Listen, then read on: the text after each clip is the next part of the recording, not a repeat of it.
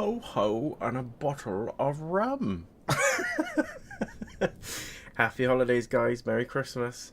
I actually can't breathe with this damn thing on my nose. Look at this stupid nose on it. But welcome. This is a very special... I need to take these glasses off. I literally can't breathe. The hat's staying on for now, but that might come off as well. Welcome, welcome, welcome. Happy holidays. Merry Christmas. I know we're a bit early, but your boy is busy over Christmas, and I'm not honestly sure how often or how much I'm going to be on between now and the new year. So what we're doing is a little bit of an end of year celebration of all things in the channel, but mainly you guys. First of all, thank you so much for supporting the channel throughout 2024. There's a huge list of stuff that we're going to celebrate today. I got a little bit of a list of things to go through, but first of all, welcome. Hope you're all well.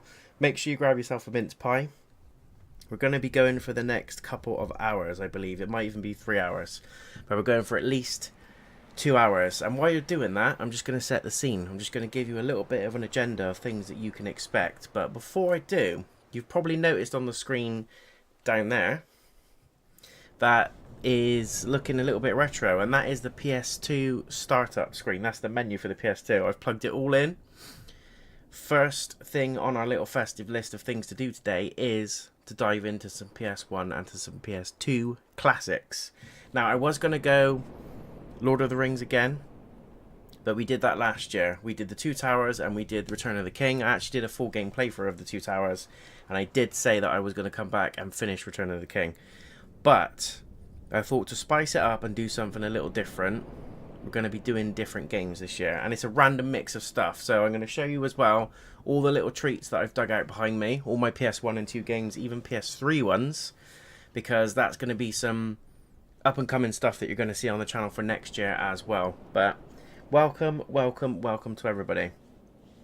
Welcome to the end of all things. I mean, not the end of all things, hopefully. But have you seen those drones going around in America? It could well be the end of all things. Times are crazy at the minute. Stuff's happening. Things are happening and all sorts. So stay safe out there. And hopefully someone doesn't shoot down Santa over the next few days. But anyway. So here we are. The end of 2024 wrap up. I am sweating. Again, I don't know how long this hat's going to last. I'm going to try and keep it on for the duration of the stream. Same with the glasses. But in all honesty, the nose piece struggles to allow me to breathe. So we'll see how we get on. But first of all, number one thing we're going to be doing is PS1 and 2. So I've got 3 games that I'm going to be showing you now. 1 from the PS2 era and 2 from the PS1 era that we're going to be playing on the PS2 that I've got down here in front of me.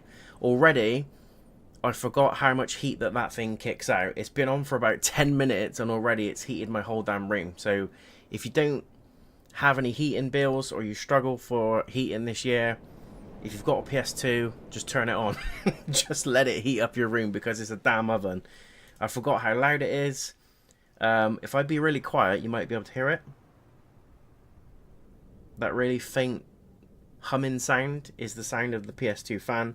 I did really take care of my PlayStations over the years, so it's in good nick, it's in good condition.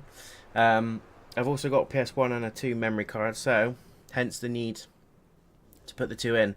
I did originally have a PS3 or a fat PS3, which was backwards compatible and was able to play PS1, 2 and 3 games, but do you think I can find it? So I've had to get myself a separate PS3, which is a slim version, just to play some PS3 games in the new year. Because what I'm planning to do, and I said last year, and I only did it a little bit, is to dive into some more retro content. So some of the games that I love from the PS1, 2 and 3 era, and even some games that I didn't even get around to playing at all ever. So it's going to be a little bit of a retro year, 25. Obviously, we've got some incredible announcements off the back of the recent Game Awards. One of which was Elden Ring Night Rain. It looks absolutely amazing. It's a standalone Elden Ring game, so it's not DLC, which I thought it was in the beginning. But it's essentially a roguelike where you go in as a solo player or 3 players. It's a bit weird, you can't have 2 players. Don't know why. Apparently it's something to do with the scaling of the game. But it's 1 player or 3 players. You go in co-op. The map's set in Limgrave, but like an alternate version of Limgrave. So all the churches, all the points of interest, States of America, all the graces, all that kind of thing are randomly dotted around the map. You go in and you go through the map in a 3-day cycle, and with each day it builds up in terms of difficulty, progression. You get random invasions from random mini bosses at that point as well, and then by the end of day 3 you get to face the big bad boss of that area slash run, if you like. And when you defeat him, you get Destiny style loot. So all the weapons are sort of done behind bosses, which I'm not too concerned against, as long as they don't bring in microtransactions. Then I'll be pissed. But they've promised us that's not going to be a thing. There's going to be no battle passes. It's going to be a standalone game. So we will see. But it looks great, and that's my biggest anticipated game, I think, apart from GTA 6, that is coming in 2025. So Phantom Blade Zero, I think, may come next year. But aside from that and Ghost of Tsushima 2, so those 4 games, on the whole, I'm looking forward to just going back and doing some retro content, which I did promise you guys last year, but I only did a handful of them because the game releases was crazy, and I had to just keep ploughing all the games I wanted to come out. And they were kind of spaced out so well across the year as well that I didn't really get the chance to go in and do all the things I wanted to do. So let's crack on, shall we? So in no particular order, but I think this is probably the order I'm going to play it, just to give a bit of a spread and ignore the blood sticker. The first PS1 game we're going to be diving into is Tekken 3, an absolute classic for PS1, one of my, probably actually my favourite fighting game of all time. Haven't done a fighting game on the channel across Christmas yet, so I thought, why not? Not a huge football fan. I like football, I'll watch it, especially if England's playing, but on the whole, not as big as a fan as I was sort of in the 90s. This is all dependent, by the way, on the discs, because the discs are in immaculate condition, but some of them are really finicky and don't work with certain consoles. So as we knew back in the day, the PS2 sometimes gave the black screen of death or the blue screen of death, and you weren't able to play the games, it didn't read it properly, blah blah blah. I've currently got the PS2 stood up underneath the desk.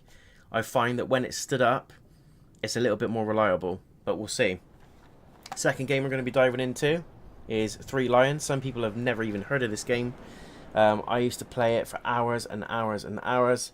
I can remember playing this on a demo version when it first came out in the 90s, and it's got the likes of Paul Ince, David Beckham, Gascoigne's in there, David Seaman's the goalie.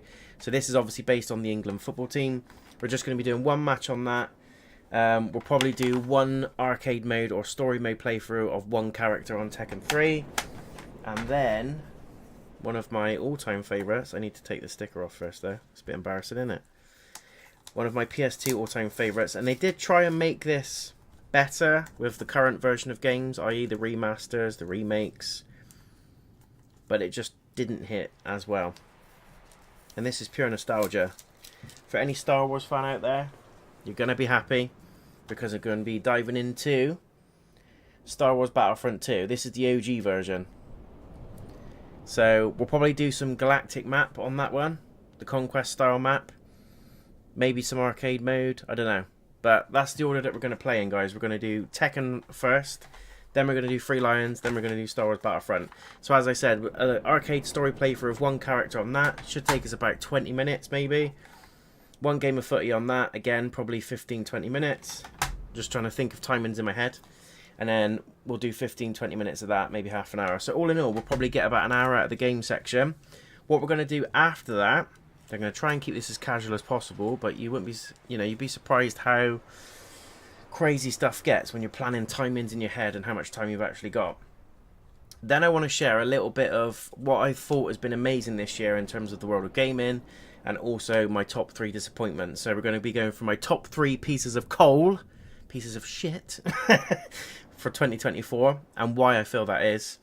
And then we're going to be talking about my top 3 favourite things, i.e. the balls, the tinsel, the presents, the Yorkshire puddings of 2024, my top 3 games. And I'll also include my game of the year in that as well. Those of you that have been following the channel throughout the year will already know what my game of the year is. I've been screaming about it quite a bit. It did get some recognition at the Game Awards, but we'll hold that for the section. And I'll just talk about some honourable mentions as well. Then, something we haven't done before, I've pulled together a little folder of all my funniest videos and TikToks that I found. Not about me, just stuff I found throughout scouring the web. Because we all need a little bit of cheer, we all need a little bit of craziness in our lives. So I've put together a little folder for us to watch. I don't know how long it's going to be altogether, but I've literally just been collecting videos and snips throughout the year, and I thought it would just be good to do not a try not to laugh, because there's certain videos in there that I absolutely wet myself at every time I see them, and I want to share the love and the comedy with you guys. Just bear in mind that particular section is gonna have some tongue-in-cheek stuff, some crude stuff. There might be some, there's not going to be any racism or anything like that in there, but there's going to be some crude stuff in there, and there's going to be a little bit of tongue-in-cheek. So it's not going to be for kiddies, is what I'm saying, for that particular section. For those of you watching on the VOD, I will put in little timestamps in the description of the video. For those of you watching live, welcome. You're not going to get timestamps because you're the greatest, you're already here. And welcome to everyone else that's slowly joining the stream. Hello, hello, hello. Hope you've got your mince pies. Hope you've got your mulled wine, your rum and coke, whatever you want to do. And then just to wrap off the stream, what we're going to do is literally wrap up. We're going to talk about all things that we've conquered on the channel this year. We're going to look at what we've achieved, both in terms of followers, subscribers, because we've come across leaps and bounds from last year, which I'm super grateful, guys. I really, really am. And just a little brief touch on what I'm planning to do next year for the channel, both in terms of what I'm going to keep running, what's going to be new, what's going to be different. And then we're going to have a quick look at the Sony official wrap-up. So every PlayStation owner gets an official Sony wrap-up, and it literally just tells you what's your most played game this year, what's your most enjoyed game, what's your most enjoyed genre, how many hours did you put into it. So for anyone that's a little bit of a betting man or betting lady who wants to put in a little bit of a spin on some fun, chuck your ideas in the comments, whether you're watching on Twitch or YouTube, what you feel my most played game this year is. I could tell you, and you could probably guess if you've been following the channel all year, because yeah, I am a little bit addicted to it. But are we ready to go? I think so. So we're going to try, before we do that, guys, actually, I want to show you some really cool stuff. I don't know if you could see that. The absolute ton of PlayStation games 1, 2 and 3 that I found. When I say found, I don't mean on the street. I mean I found in my possession. Remember this one? WWF SmackDown. Look how OG that is. I've even got Know Your Role SmackDown 2. Sometimes you just got to dive into the old retro games. So what I'm going to do after the stream is set up a little area over there to put all these retro games in. Anyone remember Bird Camp?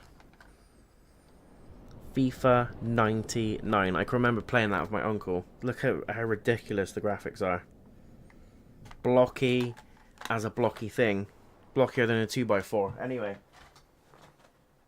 I also remember this in the arcades. Time Crisis. Came in with a light gun.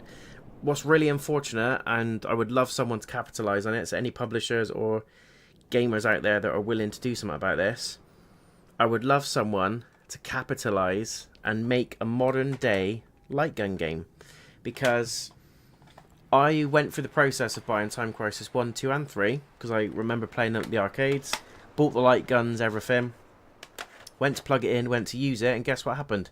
It didn't work, because apparently you have to have an old school TV that's got like the curved dome on the front of it, like the actual glass that looks like the lens of an eye. Yeah, apparently there's dots and pixels within those screens that allow those light guns to work. Any modern day TVs do not work with them. So I was gutted, absolutely gutted. But anyway, I'm just showing you some of my highlights. You got Soviet Strike there. A lot of people forget games like that.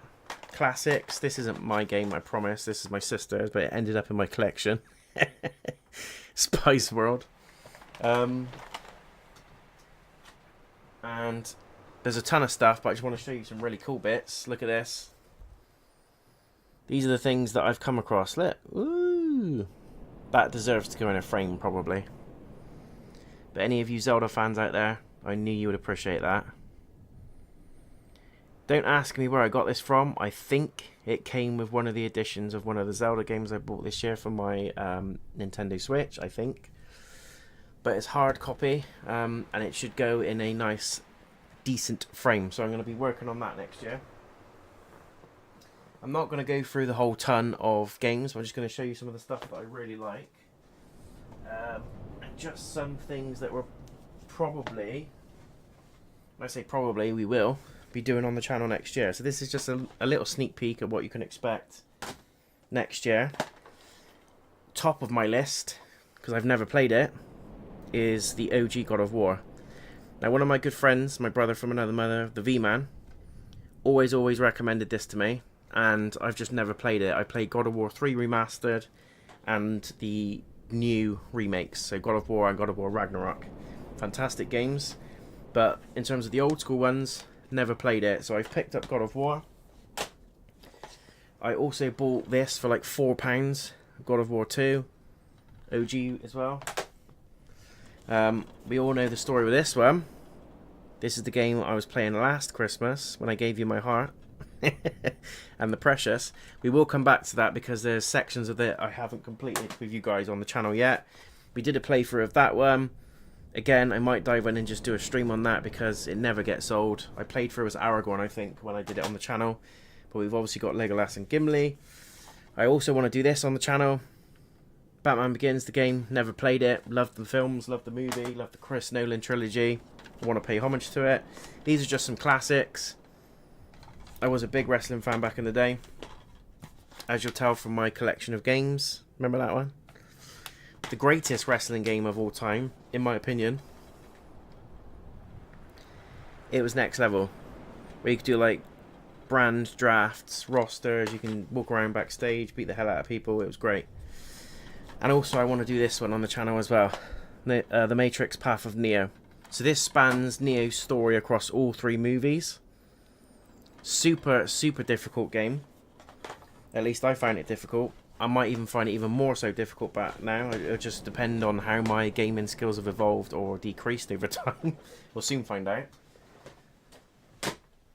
So yeah, and there's a ton of PS3 games there as well. But I just wanted to show you guys some little bits and pieces, some little trinkets before we dive into the actual games. I'm sweating, absolutely sweating. But one little thing I wanted to show you as well, before we do actually dive in proper this time, is my lady has bought me a very early Christmas gift. Now I know what's in here, but I haven't opened it yet. As you can tell, it's still sealed. It's still in Santa's sack. And I just want to do a little brief mini unboxing of sorts, because believe it or not, this came from TikTok shop. And I thought it was a hoax. I thought it was a farce. I thought there was nothing legit about it until I saw the description of it and I said, I need that. Can I please have that on my Christmas list? So gone are the days when we used to sit there and open the Argos catalogue. For those of you that are in the UK, you'll know what Argos is. I don't know if America had it. Did they? Did they not? I don't think they did. I think Argos is a UK thing, right? But we used to sit there as kids and circle off all the things we want from Santa in the Argos catalogue. Gone are those days. Now you just get stuff through TikTok shop. Wow, look at this. So this is the Race to Mount Doom. My light's going crazy, so sorry about that, guys. It's reflecting off of the plastic on the front, the cellophane, or whatever the hell you call it, plastic stuff. But it's basically a board game. 1 to 4 players. 2 to 4 players, actually, I lie. It's only 30 minutes, but it just says, battle your way through the treacherous terrain and evade the relentless pursuit of the Dark Lord Sauron. Be the first player to reach Mount Doom and change the course of Middle-earth. So I'm assuming you just got to leg it to Mount Doom and pop the ring in there. But I can already see some familiar heroes. Legolas, Frodo, Aragorn, Gimli. Sauron's chasing them. It's kind of like tokens mixed in with dice rolling and board games. So this was super. This was super cheap. I'm talking like Donald Trump now. It's very super. This was... should have been something ridiculous like £25 to £30, and on the TikTok shop it was about £8. Like, let's call it a tenner including postage, which I thought was phenomenal. So I just wanted to unbox that very quickly with you guys to show you. I will be playing that over Christmas after a few beverages. Speaking of beverages, there's a shortage of Guinness in the UK, and I'm absolutely gutted about that because I found out firsthand when I went into the pub the other day when the guy turned around and said, "We haven't got any." I was like, "What do you mean? What do you mean you haven't got any?" And he's like, "I'm really sorry, we haven't got any." So, yeah, that was the end of that. Very swiftly over with. Right, I'm just sorting my hat out. There we go. Happy days. Don't know what's going on with that. But yeah, just wanted to do a very quick unboxing. I just wanted to give you a brief glimpse at some of the nostalgia that I have uncovered in my little treasure trove of digging out my PS2. So, next year on the channel, lots more retro stuff. So it's all going to be... You're still going to get your reaction videos. You're still going to get your trailer reactions, unboxing videos, because I know the unboxing videos are super popular with you guys as well. So I'll still be doing unboxings. I will still be... What the hell's going on with my hat? I'll still be doing all the stuff that you guys like. And if there's anything brand new that you want to see on the channel, I'm not getting my feet out. I'm not doing OnlyFans. But if there's anything you want to see within reason on the channel, just let me know. Just hit me up, because I'm always open to ideas. I'm always open to new suggestions, collaboration, all that kind of stuff. So just hit me up and let me know. But all the usual stuff coming, guys. I haven't stopped my Bayonetta playthrough. That's still going to continue. I'm also really enjoying Indiana Jones and the Great Circle. That is still coming up as a full playthrough as well, albeit that one's not a live playthrough. Still super enjoying that as well. So all of those things and more to come, to continue. Path of Exile 2 is out as well. That's a fantastic game that I'm really enjoying it. It's kind of like the father of Diablo. A really good ARPG type game. But my immediate thing I'm looking forward to next year is finding out when Elden Ring Night Reign comes out, because I'm going to be putting a ton of time into that. So expect to see some content on it on the channel, and all the usual stuff. But aside from that, this could well be the last live stream. I don't know. We're going to see how I feel. We've got a little bit of time between now and Christmas. But from Christmas Eve right up until at least the day or two after Boxing Day, I am super busy. So I'm not going to be doing any content whatsoever. It's kind of a break for me on the channel, because I'm just going to be with friends, family and stuff. So this could be the last live stream of the year. But if it's not, it's the last official Let's Talk About 24. This is the full stop live stream. You might see me in the odd Bayonetta 2 live stream. You might see me in the odd Indiana Jones video between now and then. I may continue to post stuff depending on, as I said, timing and stuff and how I get on. But this is the last official live stream of 2024. And I just want to say again a massive thank you to everyone for all the love, support, attention, kisses, foot pics and treats that you've given me over the years. I really appreciate it. Right, are we ready to dive into some Tekken? I'm just going to disappear very briefly.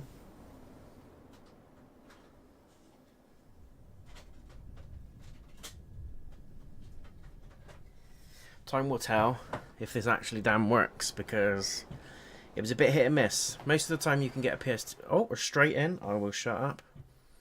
Most of the time you can get a PS2 game to work, but not always a PS1. Didn't always do it. Ah, the tickles.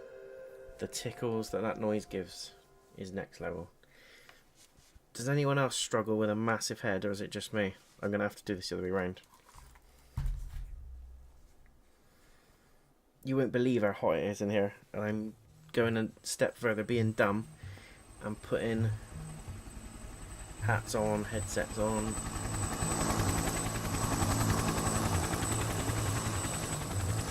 Can you remember this cutscene?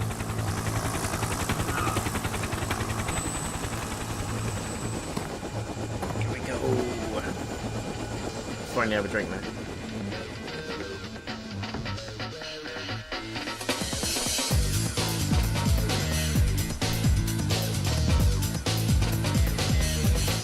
You can't beat them, can you? The old school FMV scenes. And if that's not a rip-off of Bruce Lee, I don't know what is. But we let it slide back in a bit. I don't know if they got permission to use law, or whether they just did it anyway. I don't know. But either way, I like it. gonna try and put these on, but believe you me, that nose thing stops me from breathing correctly. Maybe if I can... No, it's all good. But I think this was the best fighting game in terms of characters.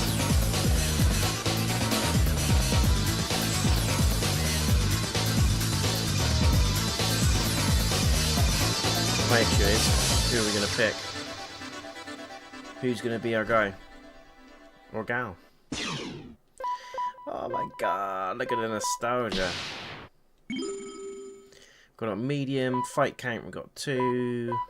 Unlimited rounds, we're going for knockout. Guard damage, no. Speaker out, stereo. Button configuration, records. Autosave? Do we want autosave? No memory card? What do you mean? Bear with me. We're going to have to switch it over.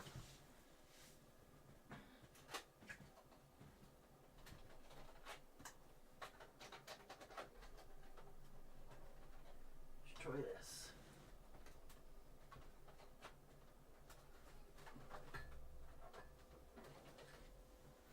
What about now? There we go.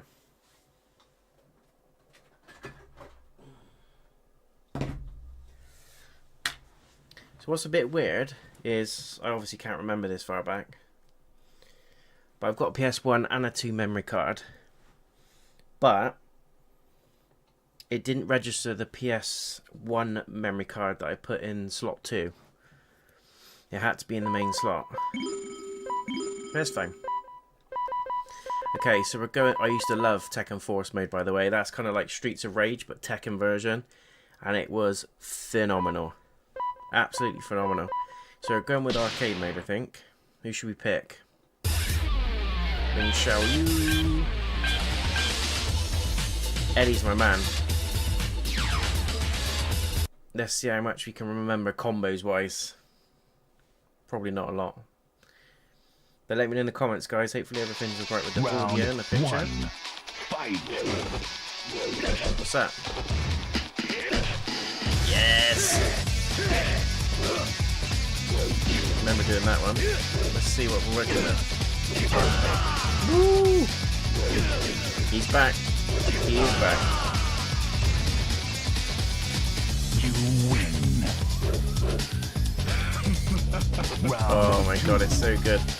Just the cheesy sound effects, the blocks. Oh, he's done me. I don't think so, Jen. What are you playing at, mate? Let's see if I can remember some of the other stuff. Yes, that's the move. Wheel kick. Oh yeah. It's all coming back. It's all coming flooding back. You win. Nay. What a game. What a game this was back in the day. Round Still one. is. Still is great. Lei Wulong. And if I remember rightly, you also that's cheap. But every time you complete the arcade mode, you unlock one character, and then it continues to unlock as you play through. Round two. Up to 10 times, I think. And if you play as certain characters, you unlock other people as well. Whoa, look at that kick. Come on. He's going to do me. I just wanted to see. That'll do. Go on, Eddie. The amount of hours I put into this game fighting my cousins when they came round. You win. We were just the kings of button mashing. The kings of button mashing. Not Iron Fist. The kings of button mashing. Round one. Fight. Come on, Nina. She reminds me of what was that game we played recently when the character looked like Nina and she was giving us a hell of a time. Right, I'm gonna have to pull out some mashing now. That'll do. Pumpkin, how you doing? Happy holidays. Happy holidays indeed. I wish this had a hole in it so I could breathe. Might remove this. There's no way I can wear this all day on Christmas. How you keeping it, Pumpkin? If you're doing well. Welcome to the stream. Merry Christmas. Happy holidays. Although it's not technically Christmas yet, we're a bit ahead of the game. We're doing what we must. Oh, that would have been a perfect. Can't mess with this music, either, can you? Hello, it's time. Techno house stuff. We're doing well, guys. We're on stage 4. I can't remember how many stages there are. I think there's 10. Round 1. Fight. And there's a move, if you get so far back, you can... Oh, that's cheating. You can, Stop it. Come here. I'm trying to do a crab. You can stamp on them and on the floor. Oh, that was a good... What is this? Wing stance. What's this?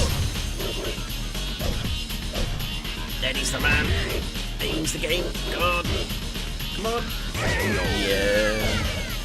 Beautiful. Glorious. Glorious.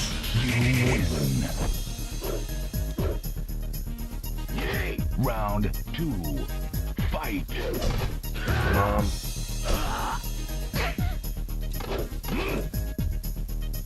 So. Now this is taking me back to the days when my cousin did the same move over and over and over, and there's nothing I could do about it. I think he did it with Heihachi. There's a certain move with Heihachi where he does like a palm strike like that. It's almost like a Kamehameha strike. I hated it. Nothing I could do. I couldn't block it, couldn't reverse it. Nothing. You win. Yay. Here's the man, Paul Phoenix. Awesome outfit. Thank you very much. Thank you very much. Round 1. Fight. Although I'm already 100 degrees. I don't know how this is going to work.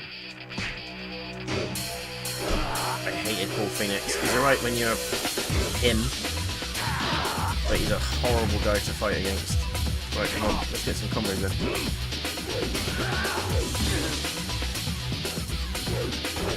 Oh, I walked into that one. There's no way. What's that? Come on, dude. What are you doing? Oh, that was going to be a finisher. What are you doing? No, he scared me. The first KO of the day. Might be the last. Bad timing there. Yes. Let's have it. Dude. There is no way. I hate that move. That leg sweep with that shoulder barge is horrible. He's not falling for it again. This is going to be close. Eddie, stop doing some weird stuff.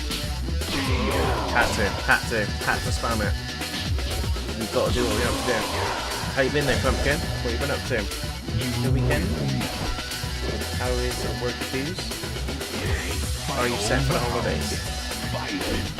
Let me know your plans, guys. What are you up to? That would have hurt, luckily. Okay. He's really annoyed there. Can we pull it back? Oh no! Oh man! You continue. Yes, I'm not going down like that. Round 1. Fight. Same, Paul. Same. Okay, that's cool. Yeah. No worries at all. I forgot how hard this game is. When you get to the later stages, I'm like, yeah, it's alright. It's all coming back. Come on. Combos. What's that combo? Yes, that one. Yeah. Glorious. Been moving the past couple of days. Oh yeah, I forgot you were moving. How's it going? You win. Closing on the house tomorrow. Nice. All locked in, ready to go for Christmas. I like it. I bet you can't wait. Dude. Paul Phoenix is a badass though, you've got to admit. Wasn't he like LOL's student in this game as well? One of them taught the other, didn't they? I'm pretty sure it was Law that taught Paul. Which is why he's got some demon combos. Final round. I can't lose. I cannot lose. It's not happening. Dude, did you like that back? Yeah, what are you saying now? Come on. Wheel kick from hell. Not this, you can't. This is what I love about this move. I know it's cheat. I know it's cheating a little bit. But there's no way he's blocking it. There's his high, low, mid attacks. Yes! Wheel kick to the moon. Already got in trouble with the neighbours because the dog kept barking while I was out this morning. Oh, no way. But they've got to understand, it's new for the dog as well, do you know what I mean? Everything's new. They're going to feel... Round 1. They need to get used to it as much as anyone else. Hopefully they weren't dicks about it too much. What the hell? I forgot about King. He's all power slams and chokes. Oh my god. I forgot King. He's an a-hole. I'm dead. Dude, did you see how he ducked that and then did a reverse psychic? Nope. Eat my Nike trainers. Round 2. Fight. Dude, I'm not having this. Eddie Gordo says no. Did you hear me? I should have gone with Hwarang. Hwarang was my guy. Oh my god, he dominated me. He dominated me. Round 1. Fight. Yeah, you fell for that one a little.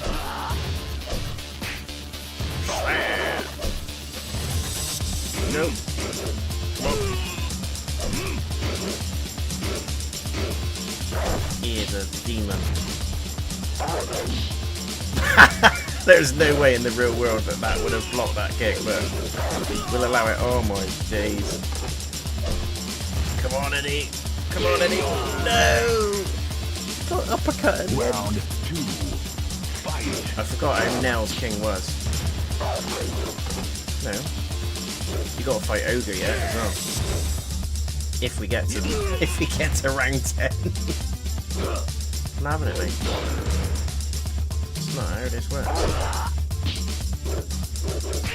Dude.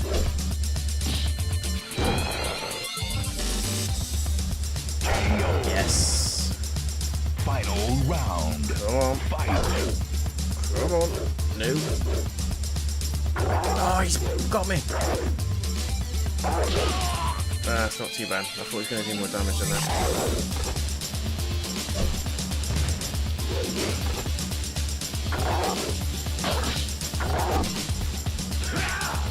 What's that? No! What? What move is that?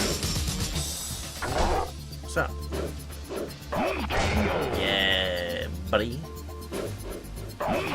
There is some method to the madness, but with any Tekken game or with any fighting game, there's always a little bit of mash the damn buttons. Oh no. Hwarang was my favourite. Round 1. The reason I didn't pick Hwarang is because I was Hwarang when we did Tekken 8.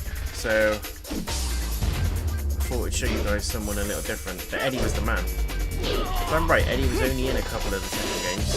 Oh my god. I had a soft spot for Hwarang only because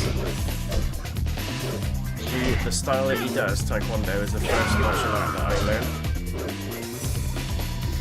That's the one that I hold my black belt in. So it's got a little bit of, you know, a little bit of homage. Round. A little bit of homage to Hwarang. Because it's just kicks for days. Look at that. You know? I don't know how I blocked. I need to. Is it just doing nothing? Just like that? Yeah, he does like that. Very scratched in that one. These kicks are nuts.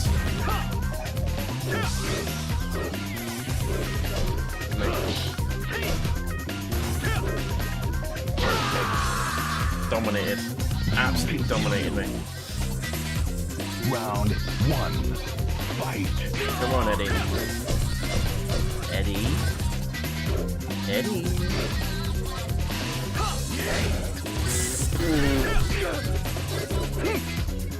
If I remember with Parang, it's side steps that he hates. Nope. He's like, yeah, side step, I'll just kick your ass. Round 2. Fight. Do this. Yeah, Parang is good. He was my favourite. It's not happening, mate. Maybe it is. Merry Christmas to you as well. What? Oh my lord. Yes, that's the news. Capoeira then. It's not practical at all in a street fight, but it looks flashy as hell. And I'm here for it.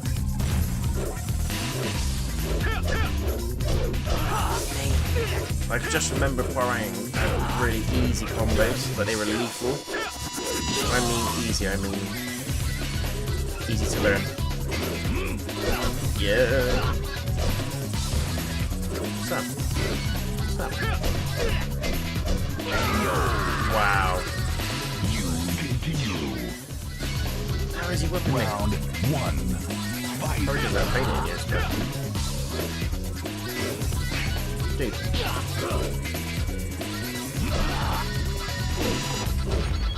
Shh. Did you see that sidekick? Round 2. That was a Chuck Norris special. I need to start getting dicey with my stuff now. Yeah. He just does one little kick and that's it. He'll do a bit more than that.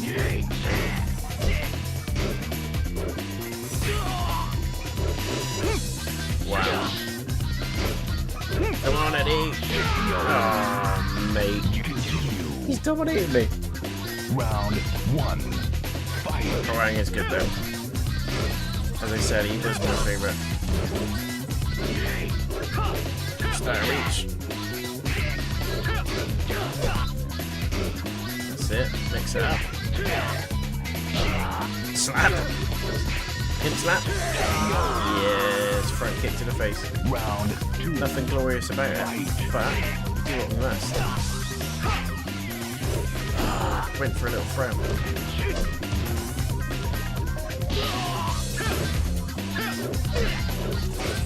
Ooh. There is no way. He knows the moves. He knows the moves. Come on. What's up? Oh, mate. Look how close it is. Please. Yes. Pure skill. Pure skill. We have 20% left. Yoshimitsu, my god, hated this guy too. I think he was the one that mimics everyone's moves. Suck real ass. Come on, dude. Okay, that's cool. Come on, Eddie. What was that? Wow. Yeah, because that didn't move. Round 2. Fight.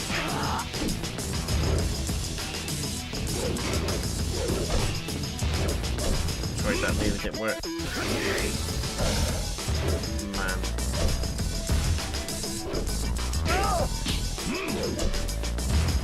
He's done me, I think.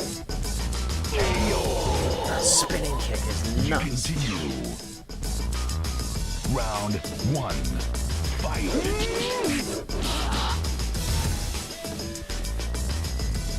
Yes, you did. I used to know someone that used to be able to combo, like, oh my god, in the air. Wow. Like, they used to be able to hit you up into the air and then continue doing their hits, and you never used to hit the floor. So infuriating. Dude. What are you doing?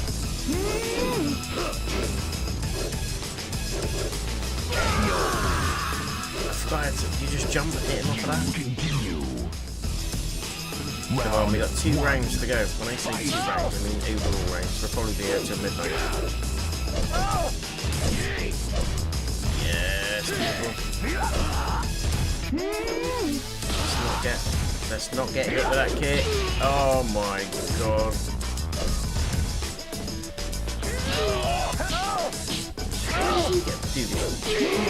Honestly.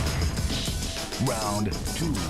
I'm pretty sure they hit harder the higher the rounds are in arcade. Look at that, just a couple of spinning punches and my health's half gone.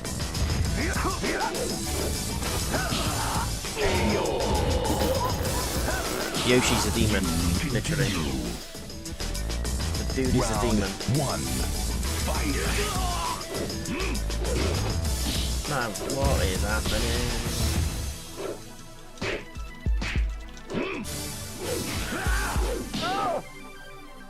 Oh.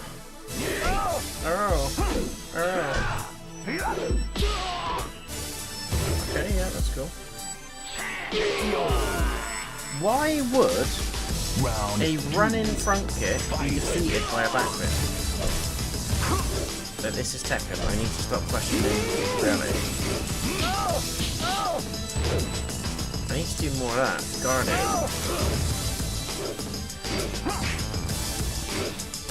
No, he's alright when I go. Sure. I hated that. He gets health back.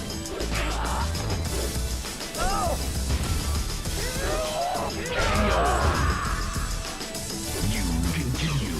Come on, Eddie. Round 1. Slap him up. Slap him up. Wow. Okay. That's cool.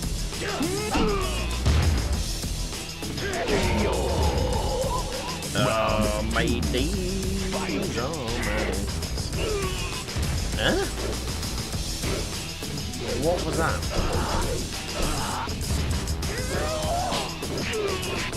You're just taking the piss now.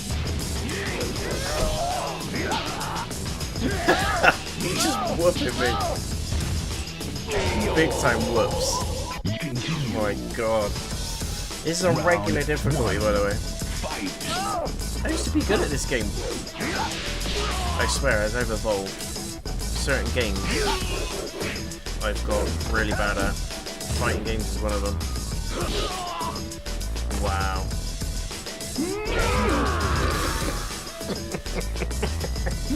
Good night. Good night to you. How is he doing it?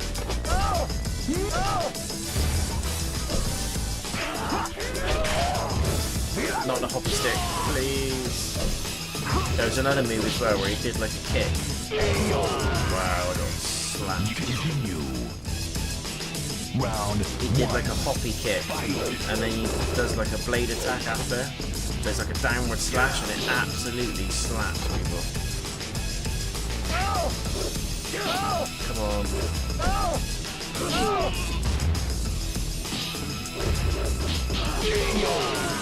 That spinning punch is disgusting.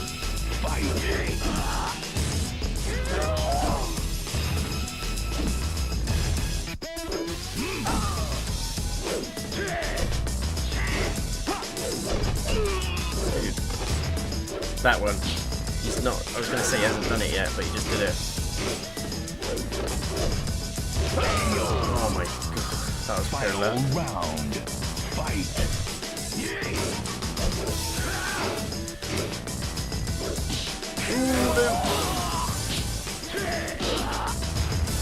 It's bad. Yeah. You continue. Come on. Sick. Seeing this guy. How can he slap me out of that time? Anyone know?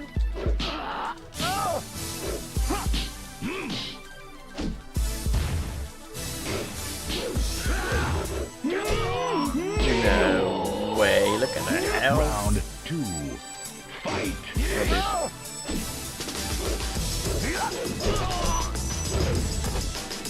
He's got some sick moves, I'll give him that.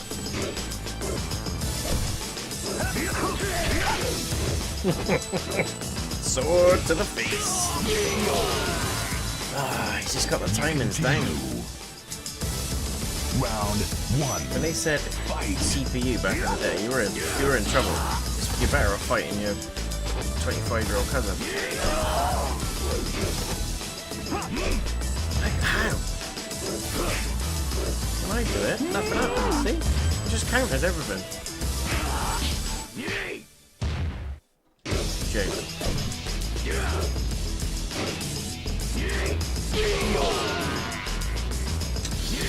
Round Merry Christmas, Eddie Gordo. Okay, cool. Just stamped on me.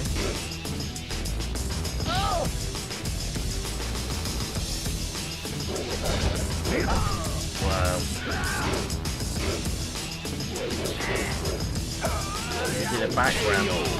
Oh my lord. You continue. I've never seen that before. I don't think I've literally ever seen it. 1. Fight. I forgot how hard this game was. Second free all night, guys, is that right? Oh, you scumbag. Round 2. Fight. That should have landed, come on. And that. Why does he do, like, wheel kicks for days? Come on, Eddie. He does more damage than me. Way more damage. Shit. Shit. Come on. Please.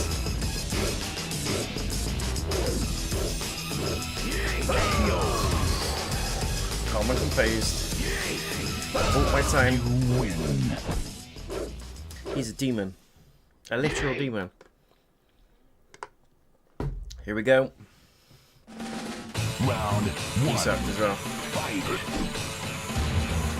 One kick. Look at the damage. This is why Horang was good, because he had such quick, such quick combos. Round 2. I remember it now. When you get to the higher levels, like this one, they do like double the damage, and you don't do as much. Like, look at the damage difference. You have to be really careful with the combos. Yeah, I'm dead.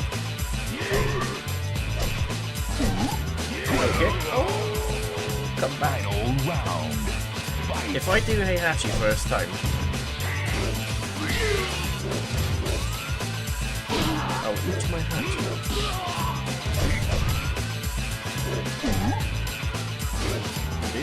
What's that?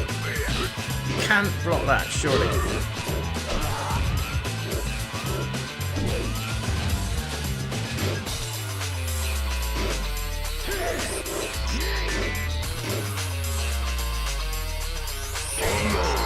No way.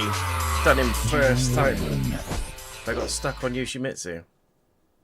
Here we go. This is the last round. Round 1. Fight. Ogre sucks. See?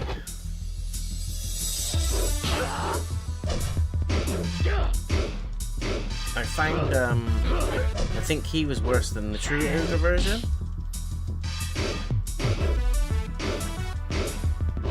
I can remember getting really stuck on this guy. Round 2. Fight. How's that a thing?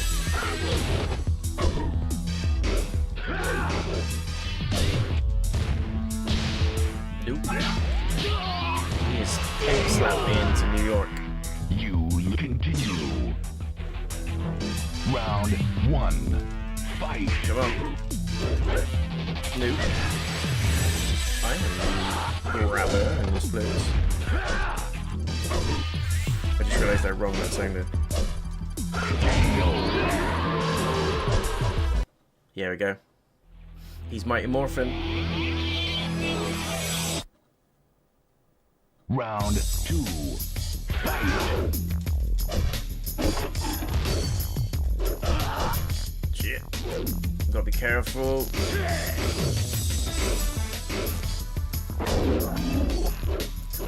Oh, what is that?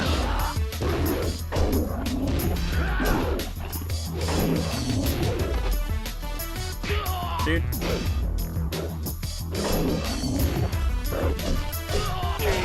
No, look at that comeback. Final round. Fight. What's up? Little kit? Front kit? You don't know. You don't know where it's coming from. You've got no idea. Ready, go. Yes. You win. Now we get a little cutscene. Yay. Tekken was hard, man. Tekken was real hard. Seek the truth.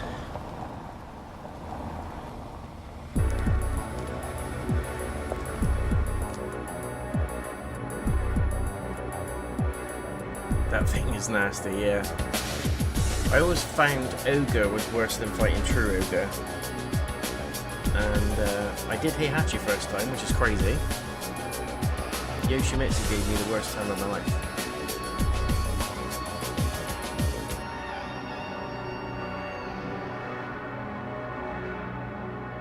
I used to love these little cutscenes. It's like individual stories. That's Kazuya. The king of Iron Fist Tournament. Enter the Tekken. Yeah. And then basically you unlock a character now. Then you can play through again. Different character. Each character had their own... Let's see who we unlocked. There we go, we've unlocked Kuma. Which also translates to Panda, I believe. But anyway. Yeah, I think you could do it up to 10 characters. Round 1. Fight. And then when you beat the game as certain characters, they would also then unlock certain characters. But this was my game back in the day. I used to love Tekken 3. It's still my personal favourite. I used to like Tekken Tag Tournament as well, because that's where you got like the Tekken Bowl and some of the other party modes, like the Beach Ball mode. But Tekken Force was the one, because this is where you played essentially as a Tekken character, but like Streets of Rage, where you go through like a side scroller and enjoy it that way. But yeah, that's Tekken 3, guys. We're tight for time, so we're going to switch over to the next game. Hope you enjoyed. But if you want to see more of that sort of stuff, I'm happy to just now and then put on like retro streams, fire up some old school games like Tekken. You guys can pick who I play as, and we'll do it that way. Okay. Next one. So we're just going to do one game of this, and the controls are going to be awful, but we're now on to Three Lions, which again is a PS1 classic. Not many people have heard of it. It's kind of a old school football game. Straight in again. I was going to do FIFA 99 and do a little game on that, but we'll see. We'll see how long this this goes for. Planning to do a couple of hours, guys. Look at this. Look how old it is. The official England team game.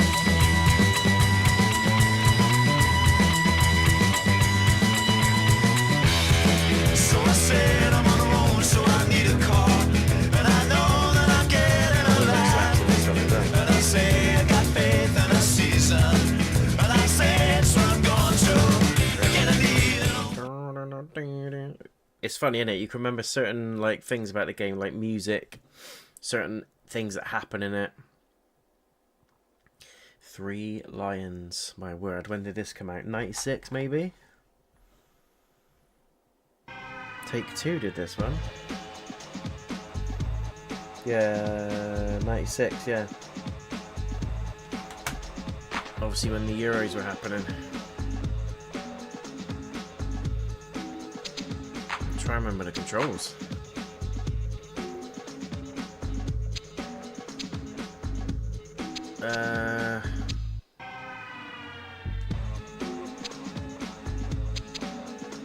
Shoot, switch, ground pass, chip. L1's run. Intentional foul. through pass, through chip. Slide tackle square. Poke tackle circle.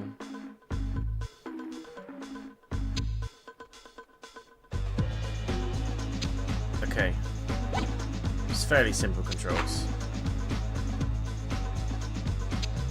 What should we do? It's a 10-minute game? What do you reckon? 10 minutes? Get 10-15 minutes on Star Wars and then that'll do. We'll do random, offsides. What's the audio? Voices, effects. Let's just do a friendly. We'll do England against... Look how old this is. I remember playing this on a demo there and I was like, oh my god, this is like the best game ever. Look at the graphics, it's so good, so good. That's South America, North Mexico.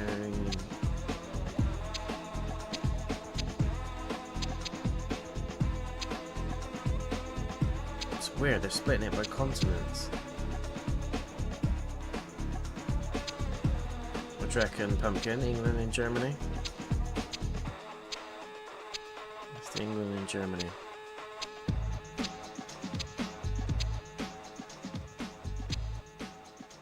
Quite a lot of teams in there though. Belgium, Bulgaria.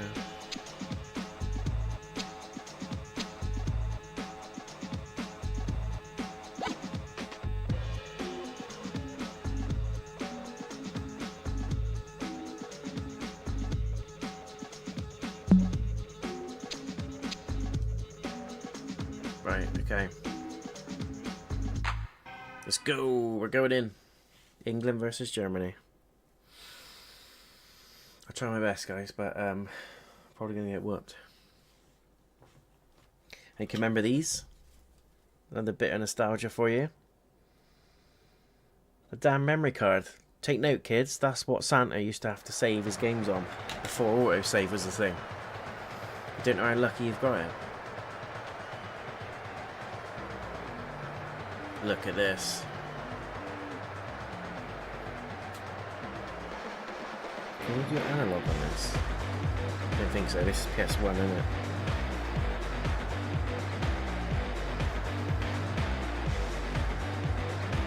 Graphics are so bad. Wow, look. Ashira, Skulls, Seaman. Can't work out half of them.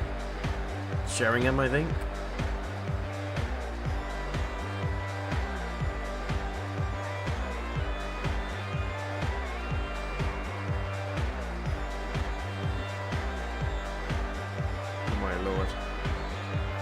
This was cutting edge back in the day. Cutting edge. Place your bets. What's the score going to be? Bear in mind I haven't played this probably since 1996. Shira. Shira.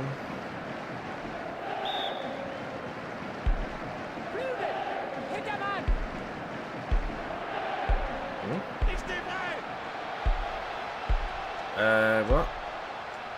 Oh, that's Switch player, okay.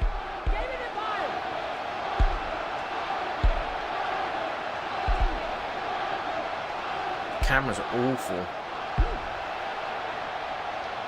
Cool. Why is that? Goal kick. I'm gonna say it's offside, isn't it?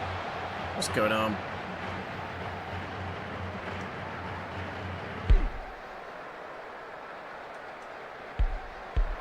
Mate.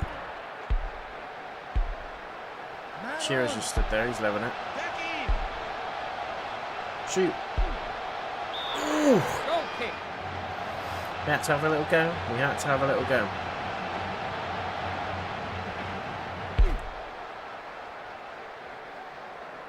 Nice. Wow. All the little shouting as well, the little... Nice. Clear it. All like the stock audio. Ooh, nice tackle. Not having that. There is no way. Jesus, they're not messing, are they? That's what I was going to say. Dirty sausages. Right, let's go up as far as we can. Give a little head. Excuse me. Come on. Oh my days. It's so weird playing on the arrows. I'm really like pressing. Was that a punch? You could punch him.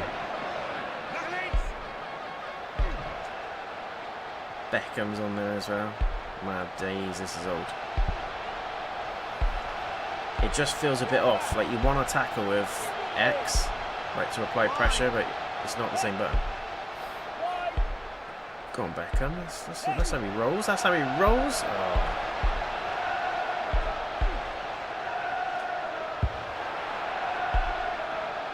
Paul Ince, Gascoigne, Graham Lasso. Remember him?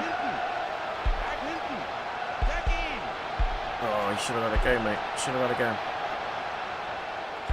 I'm talking like it ain't me controlling it. You should have had a pop. Go on. Have a go. Beautiful. Is Seaman going to get to it, or is he just... No, he's just staying there. That's cool.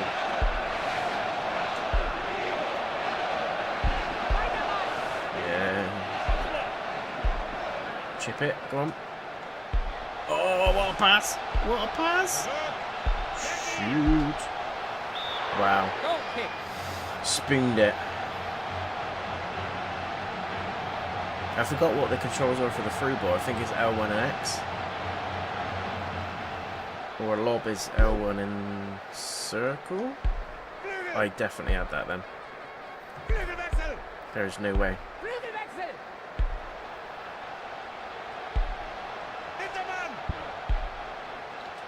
Go on, tickle him. Grab his pretzel. Down the middle. I love the little audio. Down the middle. Wide. Tekken. Oh. Shoot.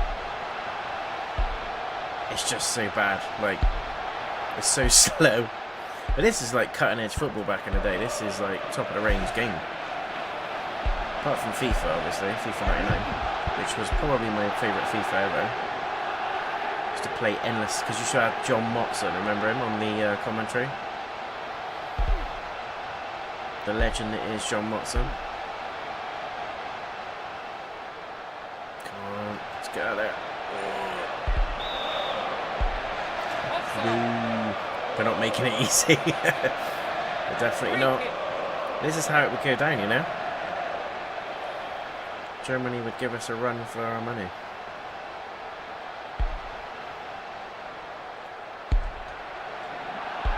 What is he doing? I'm just so used to the AI running to the ball when you're not in control of the player near it. But on this, you've literally got to control the player that's near it. Shoot. What was that? I don't like the whole target thing. I need to get used to how that works because it comes up certain points when you're shooting, but by the time I get used to it, it'll be the end. Yeah. Go on, Sheringham. It's a little bit too high. A little bit too high. If I could actually score in this game, I'd be well happy. Because it's been absolutely years since I played it. But I used to put quite a bit of time on it. What's that player doing now? No way. Very lucky save. Very lucky. What is he doing?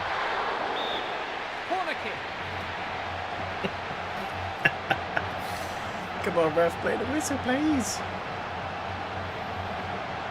Hopefully, as soon as he kicks it, it'll go. This is an old school game. We've got to clear this big time. Yes, beautiful. Beautiful. Now kick it, please. Boot it up.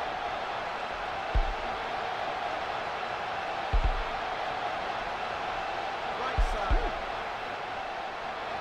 That's the one. That's the one. Ah. Okay, so L1 and X together, like as a one-off tap. Why is the ref not blowing the whistle? He's having a go. Exciting, exciting stuff.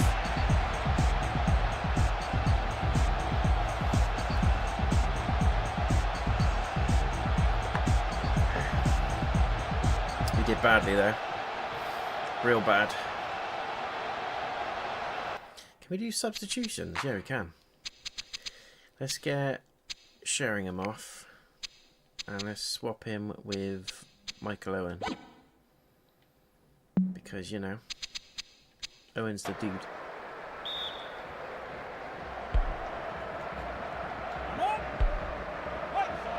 I think Sheringham was good for, like... Oh, what was that? There we go. It just gets messy. It gets real choppy.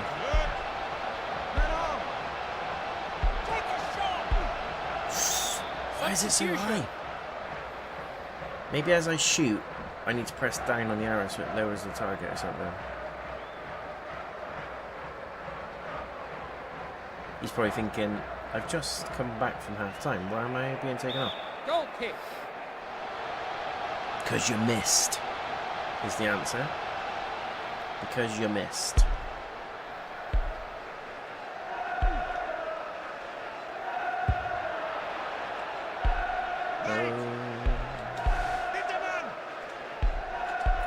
Love that tackle. Oof. Yeah.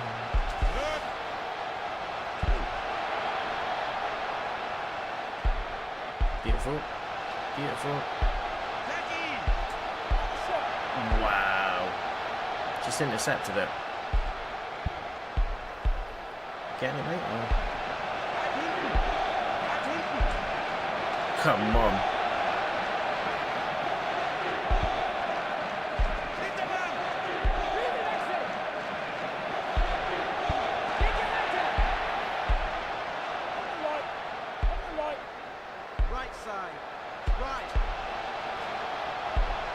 Yes, shoot! Oh, that was a lovely little setup, that was.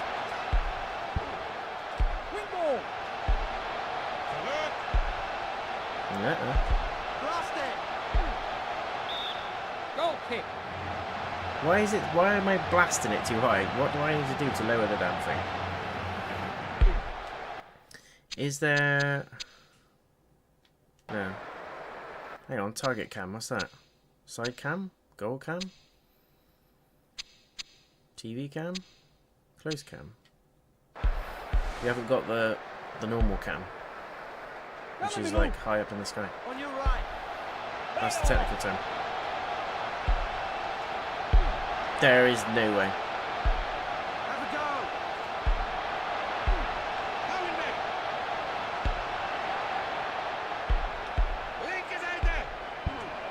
Down the middle. Get out of there. Let's go.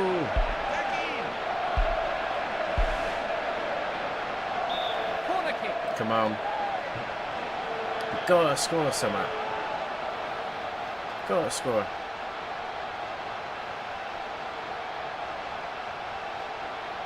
There, I reckon. Score. Ooh. Goal kick.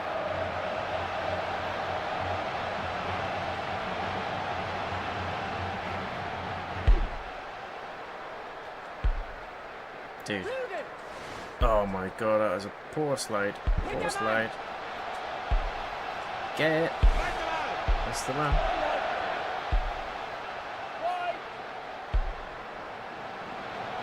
Why aren't we all at the front?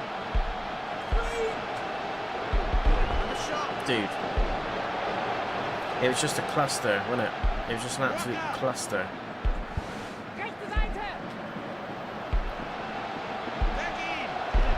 Wow, what a tackle.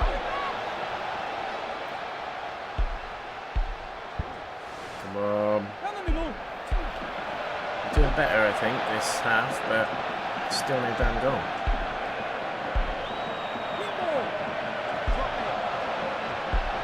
Have a go. Oh. They just get in the way. They literally block their ass. I know that's defending before anyone says anything.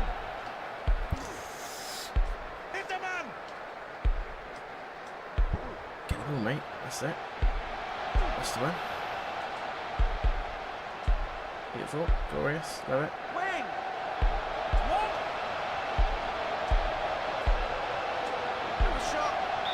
Goal kick. Why is it so high all the time?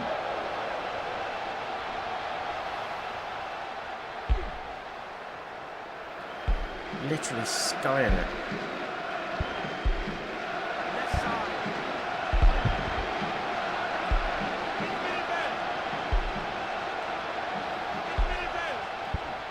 He's not giving up that ball. He's not letting that go. Wow, fair play, he done me there. He absolutely cooked me over. Not having it. Ooh, sneaky boy. What a tackle that was. Foul, some would say. He's on his own, he's got to score. Got to score. Goal kick.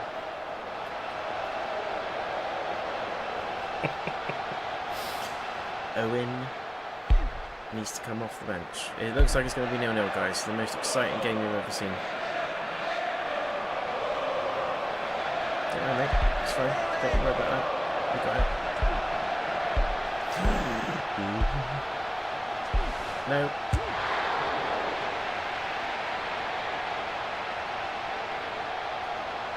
Blast it up there now. Blast it.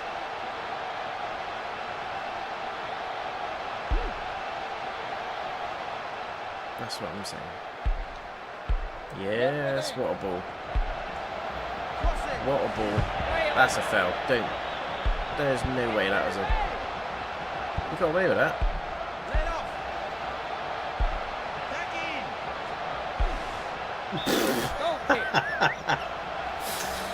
Okay, so it's 0-0. That was so bad. Come on. Let's get one goal in. Just one.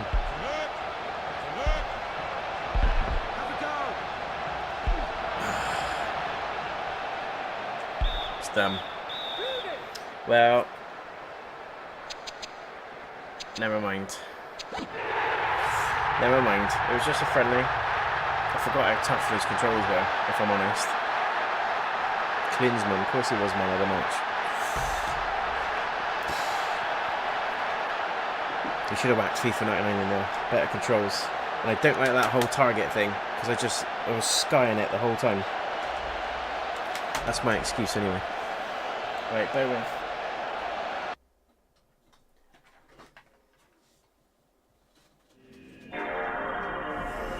We are now switching over to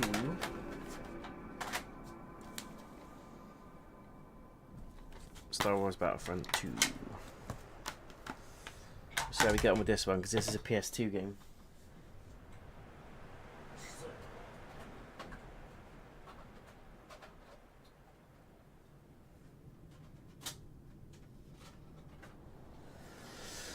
We'll see. Bit temperamental sometimes with their games, but so far so good. I always found that when the PS2 was stood up, it just handled things a little bit easier. Wasn't as crazy. Hello, hello, hello, and welcome to everybody. Welcome to the stream. This is an end of year wrap up for anyone that's fresh that's joining us. We've just been playing some Tekken 3. We've just done some Three Lions on PS1. We're hopefully now going to be playing some Star Wars Battlefront 2 on PS2. But straight away, the game is not loading.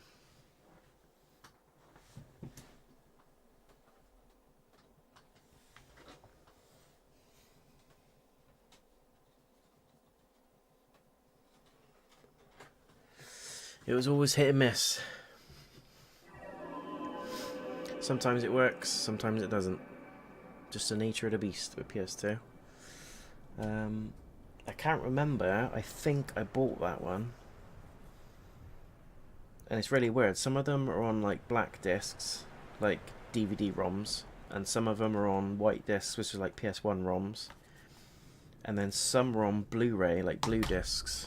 I found the blue ones never worked. It might have been like a region thing, but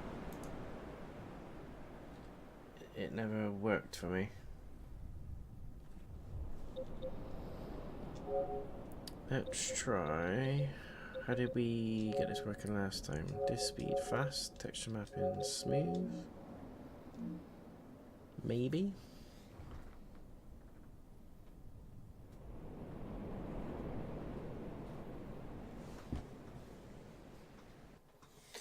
It might not work, guys. We'll give it a try. We'll give it another go.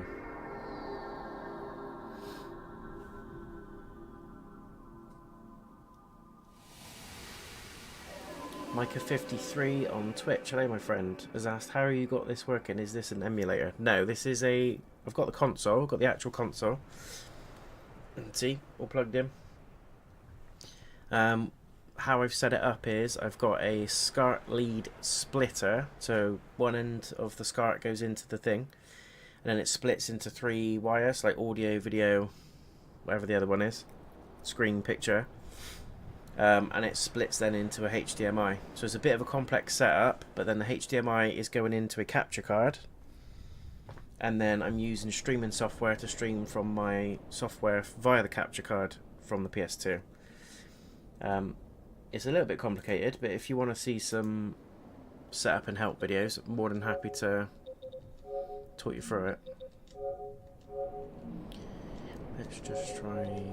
Sometimes when you did stuff like this, when you fiddled about, it worked. That is actually the right time. I'm impressed. Let's try browser. It might not play it. If not, we can revert to a slightly different game. But I was hoping to get some Battlefront 2 on there because I haven't played it in years. And it was one of my favourites. We shall see. We shall see.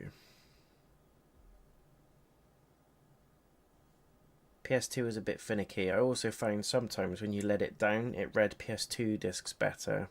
But when it was stood up, it read PS1 discs better. I don't know if that's a thing or if that's true. I just found that that was the case. Let's try it. I'm just going to lay it down a minute.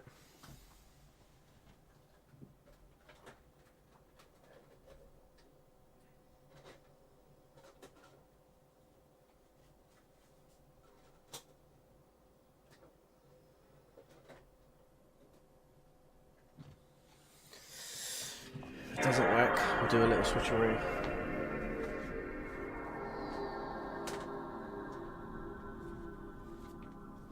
But hopefully it does work.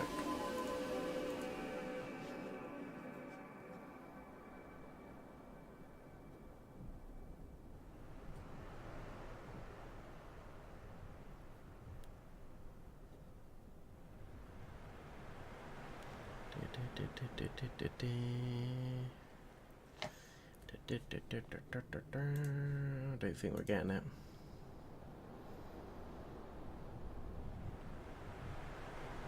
What's going on, Hobo? What's going on? I'm trying to get this PS2 game to work. I don't think it's happening.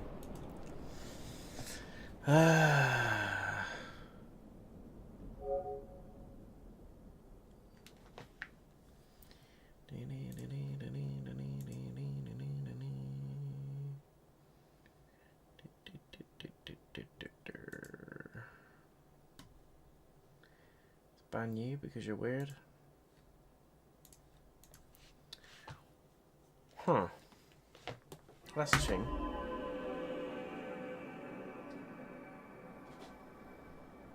But I remember people saying this about PS2, like if you've got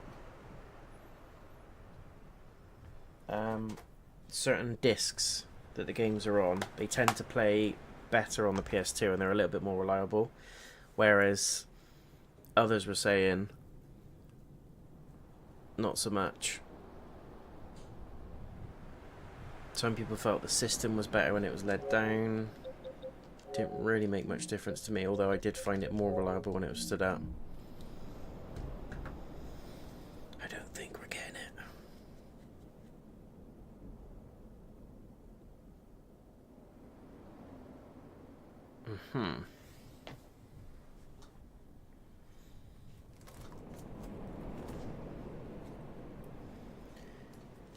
While he's thinking about it, I'll get a backup one. It heard me. It heard me. We're in. We're in. So this is the final game. And we're going to be checking out Star Wars Battlefront 2, the OG version. The OG PS2 version.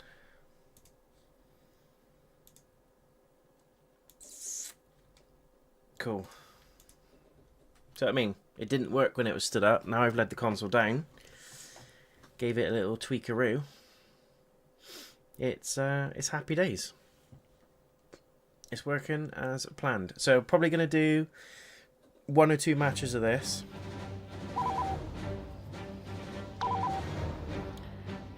Player 1.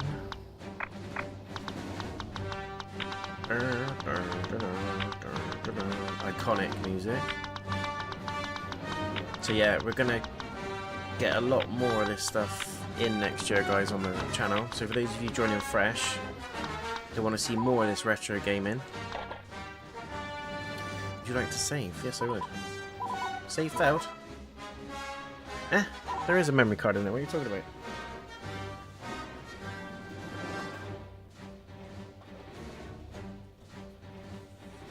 Definitely is. There we go. I have to reinsert it. That's what she said. But yeah, if anyone that wants to see more retro content like this sort of games, like these sort of games, Santa's tripping now. Just follow, subscribe, do all the usual stuff. Third person, friendly fire. We're gonna have off. I don't want to kill my people.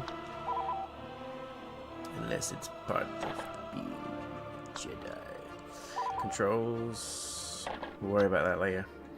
But what I absolutely loved about this game is that it's literally a galactic map. So you go across all the planets. You can be light side, dark side. There is a story to it. Or you could just do, like, shows you how to do space stuff, Rise of the Empire, Galactic Conquest, or Instant Action. Let's do Galactic Conquest. Birth of the Rebellion. These are the different ages. We're gonna go with Birth of the Rebellion. We'll play the training mission. We need a little refresher. But yeah, for anyone that's joining fresh that wants to see more content like this, I will be doing tons of this stuff next year. So this is just a little taster of what we're going to do. I did a little bit of it in 24, but I'm going to be doing more. Promise, promise, promise. More PS2, 3 and 1 content. So make sure you do your thing. Hobo, I don't know why you've been timed out, but you have.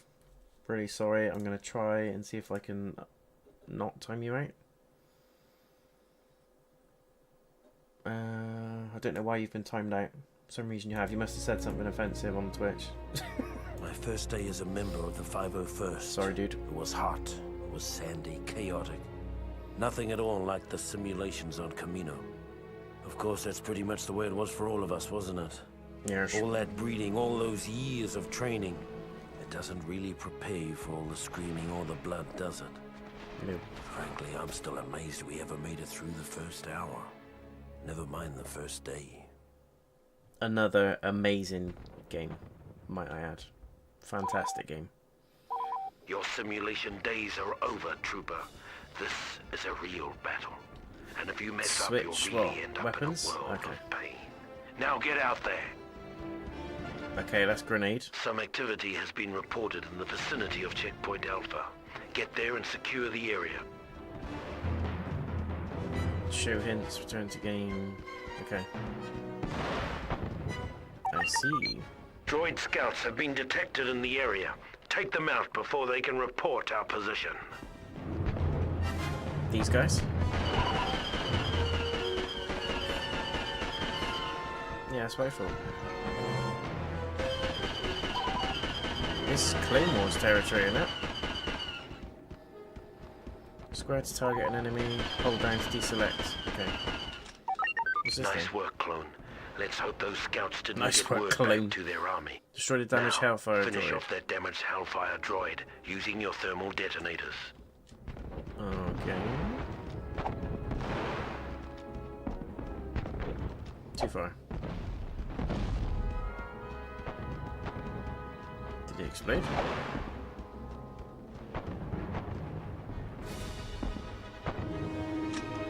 I'm out.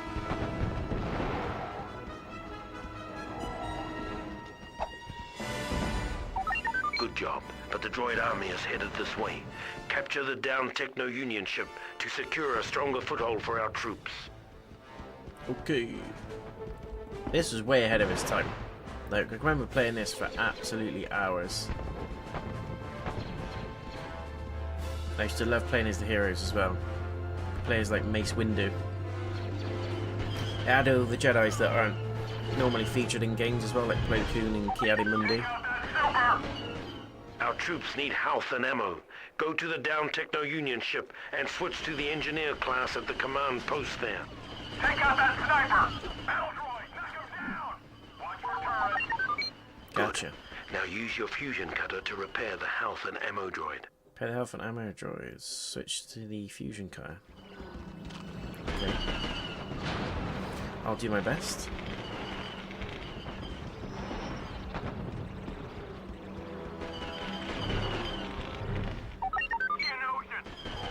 Nice Just work, drove over Trooper. here. Okay. The CIS have sent in a column of ATT. spider walkers. Get to the ATT clone and make it fast. Again. How do we get in? They're using spiders!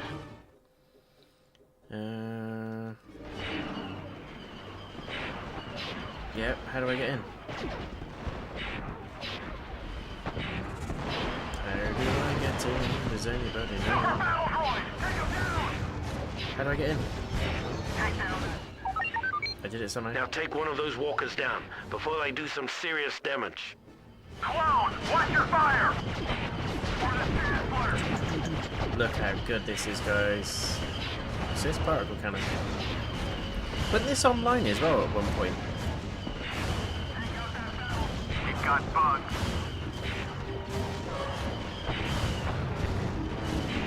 I swear it was online at one Take him point. down! I never did online because I wasn't that good at it, but...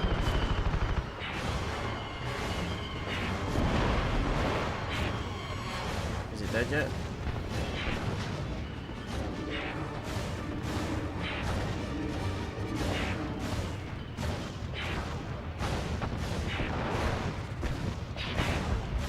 They've sent in the supers! A JayNotion got killed and dropped a holocron on top of the Techno-Union ship. Jet Use the Trooper. command post to switch to the Jet Trooper class. Sniper, get down! Ah, look how he's running. There is a sprint button. And we want to switch to the Jet Now Trooper. use your jump jets to get up there and acquire that holocron and bring it back to Checkpoint Sith Alpha. holocron. You need Who to knows jet what troops. secrets it might hold. Okay.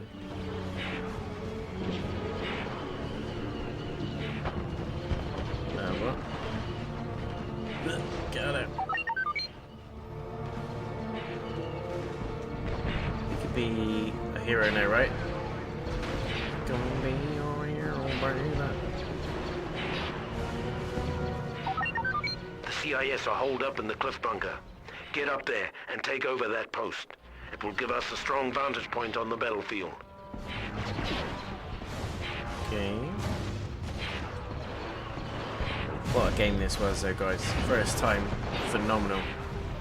And the Battlefront games are great, they look fantastic, but it didn't have the same depth, customization, characters, abilities, classes as this one.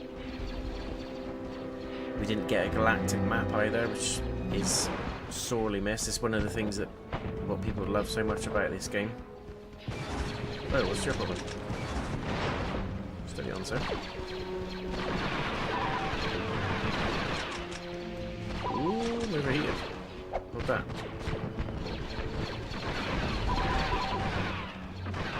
He's not having it. There's droids everywhere. Droids.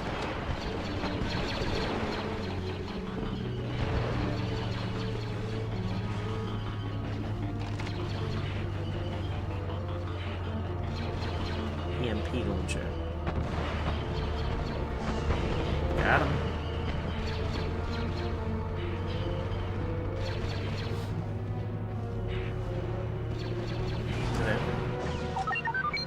We need some snipers to pick off some droids and help thin out the CIS forces. Grab a sniper rifle and take out some droids. Great shooting, trooper!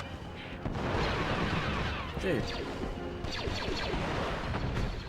Change to sniper.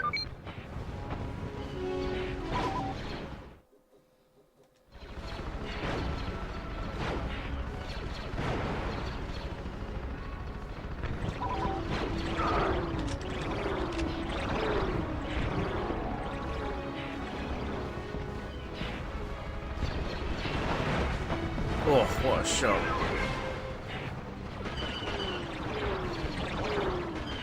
Does this guy heal me? Yes, very nice.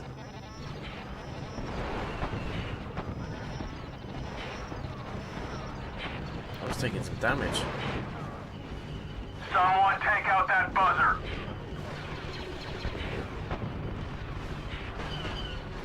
What's shooting us? Oh, this thing. He's locked.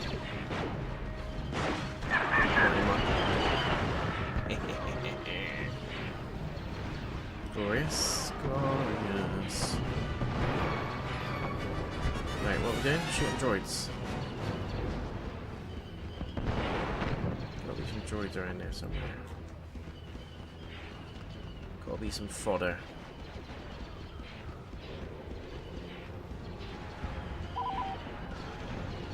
Assault droid. Snipe.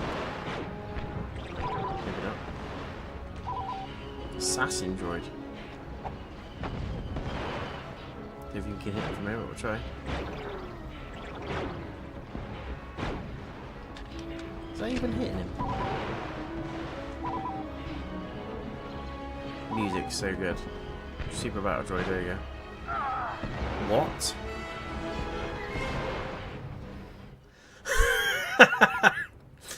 I got sniped. That's what I was trying to do. I dare you. How very dare you.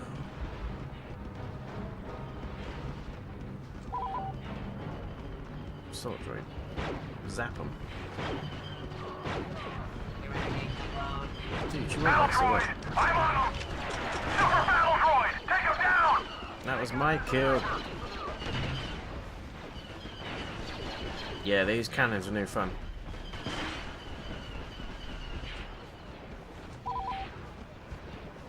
We've got steps. There's got to be a way to zoom in. Sure, like, there we go. Those spider walkers are tearing us to ribbons. Get to a CP and switch to the heavy trooper class. We've got droids! Okay.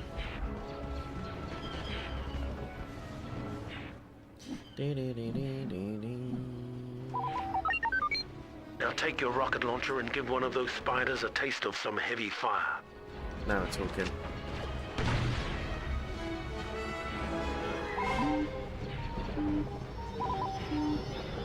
The hell?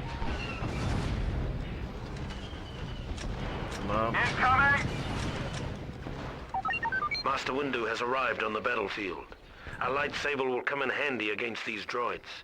Let's knock down the CIS reinforcements a bit. Here we go. Yes. Bindu's the man.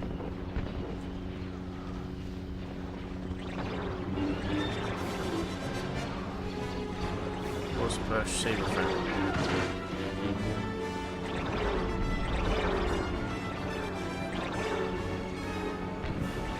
I forgot how good the heroes were.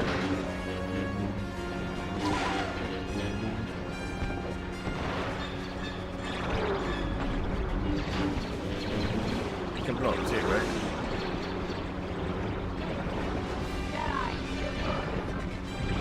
Music's epic. Epico.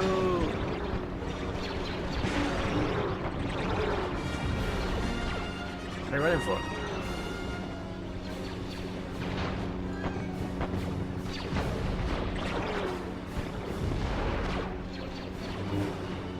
I think Sidious was super strong in this game. Flying food! Sniper, get down!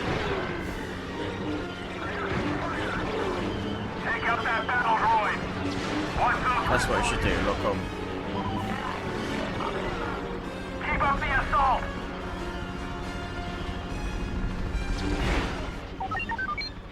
Love it. We have to push the CIS back, take over their bunker to the north. We've got funds.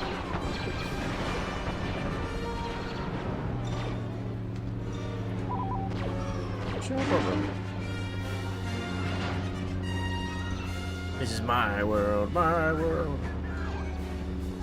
Take out that battle droid! Gotta do Path of Neo as well.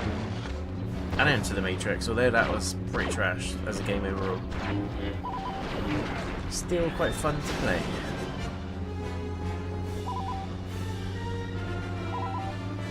Got it yet? Well, come on.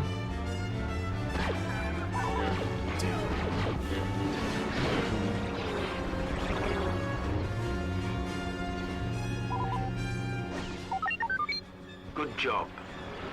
May the Force be with you. Yes. So although that was just a little training session, Incredibly, that is a gist of what the game's about. survived the crucible of Geonosis, For anyone that's never played emerging it, battle-hardened You're and missing ready out. for You are whatever missing the out. war would throw at us. it is very cool. Very cool. Well, guys, that is us done.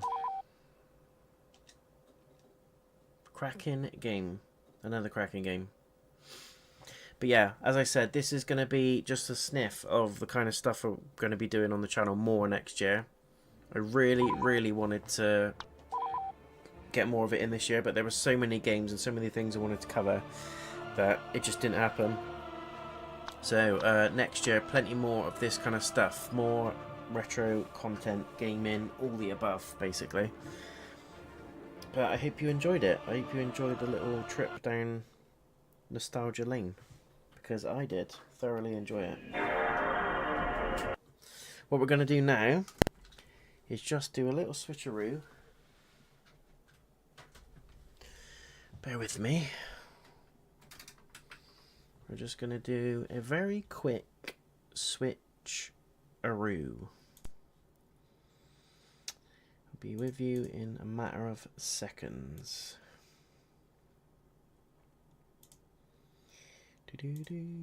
As if by magic. There we go. Okay. So, I thought that's our little trip down nostalgia lane. It took a little bit longer than anticipated, only because I did terribly at Tekken. But Tekken 3 is still, to this day, and remains my all-time favourite fighting game. It's just next level. But can we also just pay attention a little bit to this Dark Souls 3 wallpaper art? How amazing does that look as well? Playing that at the moment. I've done Dark Souls 1 and 2. Thoroughly enjoyed both, although Dark Souls 2 had some infuriating sections in it. And I can see why it gets quite a bit of backlash. But still a fantastic game. And I've just started Dark Souls 3. I am also doing Path of Exile 2, which is another fantastic game. Thoroughly enjoying that as well. But that aside, let's do a little quick look and discuss around the pieces of coal and the tinsels that we've had this year. As you can see, so let's just get a little bit of music going. Bear with, bear with, bear with.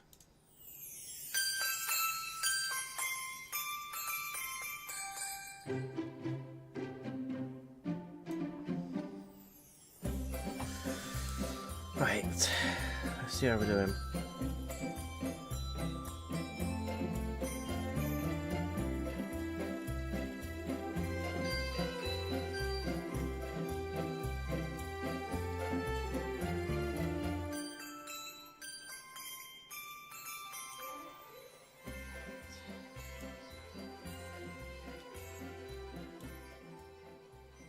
That's super loud, right?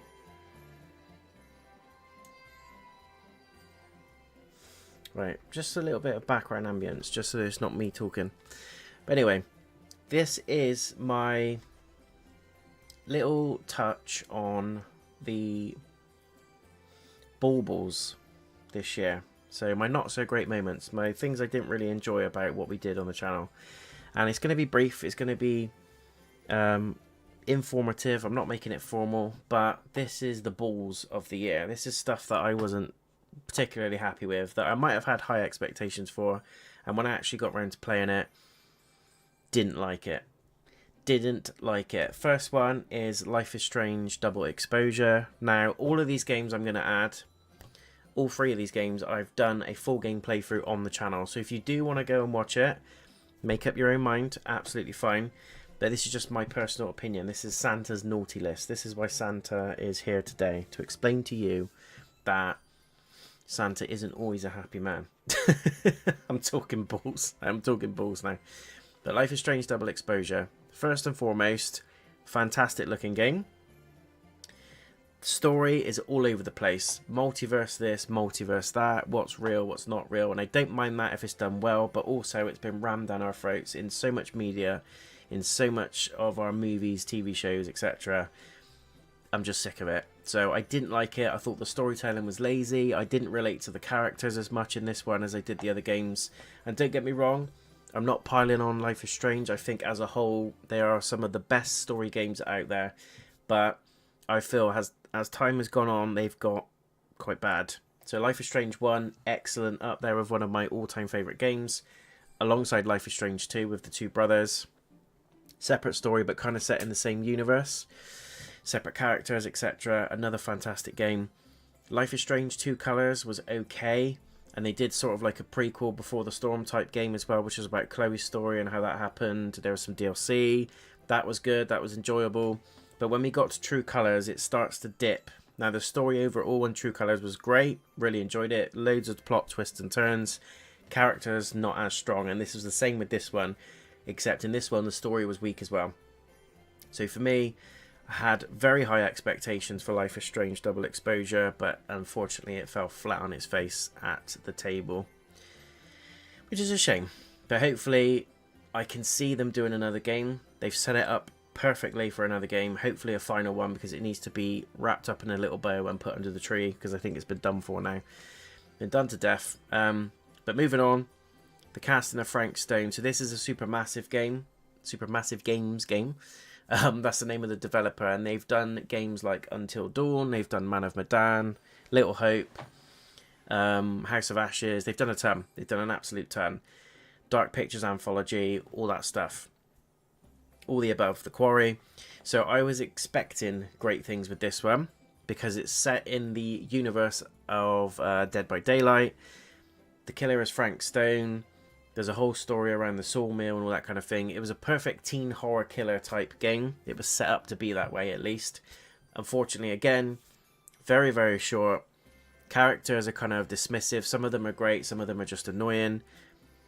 Plot was a little bit all over the place, and depending on which ending you got, the ending was all over the place as well. So my ending was short, sharp, abrupt, and it was like, yep, this happened, off you go, end of that. but it didn't tie into anything really decision-wise that I made. So I was kind of left hanging a little bit like a bauble on the Christmas tree. So I felt that was a little flat. Others may disagree, but I think as a whole the game was rushed. It was too fast-paced. The characters weren't as relatable. Like in some of the other games, like you had in Until Dawn, every single character, you had some form of attachment to them, whether you hated them, whether you loved them, whether you wanted to see their story through to the end. You felt the need to keep all of them alive. You felt the need to see what happens and what other dialogue plays out. With this one, I didn't give two fluffs. I didn't give two reindeers about what happened to these characters. I think there was one or two good ones in there, but other than that, story was lacking. So for me, that was another bauble that needs to go on the Christmas tree. And unfortunately, I didn't like this one either. So Destroy All Humans 2 Reprobed. It was probably the strongest out of the three. But again, I was left feeling a bit disappointed. The first game, fantastic. It's one of the funniest games I've ever played. It's one of the funnest games also I've ever played. You can control the UFO craft. You can control Crypto, his abilities. You can upgrade him. It's kind of like an action RPG, but with tons and tons of humor in there. But this second game, it was a little bit of a rehash. I felt like they'd ran out of ideas when they were making this game. Elements of it, really liked. The first hour or two was real fun. I was excited. I was like, yep, Crypto's back. This is it. And then it is literally Crypto's back. It's just a rehash of the first game. There wasn't much new that they brought to it. Gadgets-wise, fairly the same. The dialogue felt sticky in places, and it was very much, like I said, just a Groundhog Day, just a rerun of the first game, unfortunately. So I didn't anticipate it to be like that. But again, this is my personal opinion of stuff that I had high hopes for that just fell flat on its face into the Christmas pudding. And Destroy All Humans 2, unfortunately, was also that game. But all in all, it was the strongest out of these three, but I just thought I would share. Those are my bauble moments of the year, because these are games that we've played together, and I thought they were naff. I had higher hopes. But now moving on to more positive things. This is my glorious Tinsel of the year. So this is the stuff that I've really, really enjoyed. My top 3 moments of the year. I've got some shout outs as well, because there's been some absolutely fantastic moments this year in terms of games. And although these are, I really had to struggle pinning these 3 down. But I really had to sit there and think about what my absolute top 3 moments this year were, and the top 3 favourite things that I've seen across the channel. And if I'm honest, these were all fantastic. But as I said, I've got some shout outs as well. So number 1 is the, if you haven't seen it yet, spoilers, Game Awards 2024. Astrobot is the winner for Game of the Year, as voted by whoever.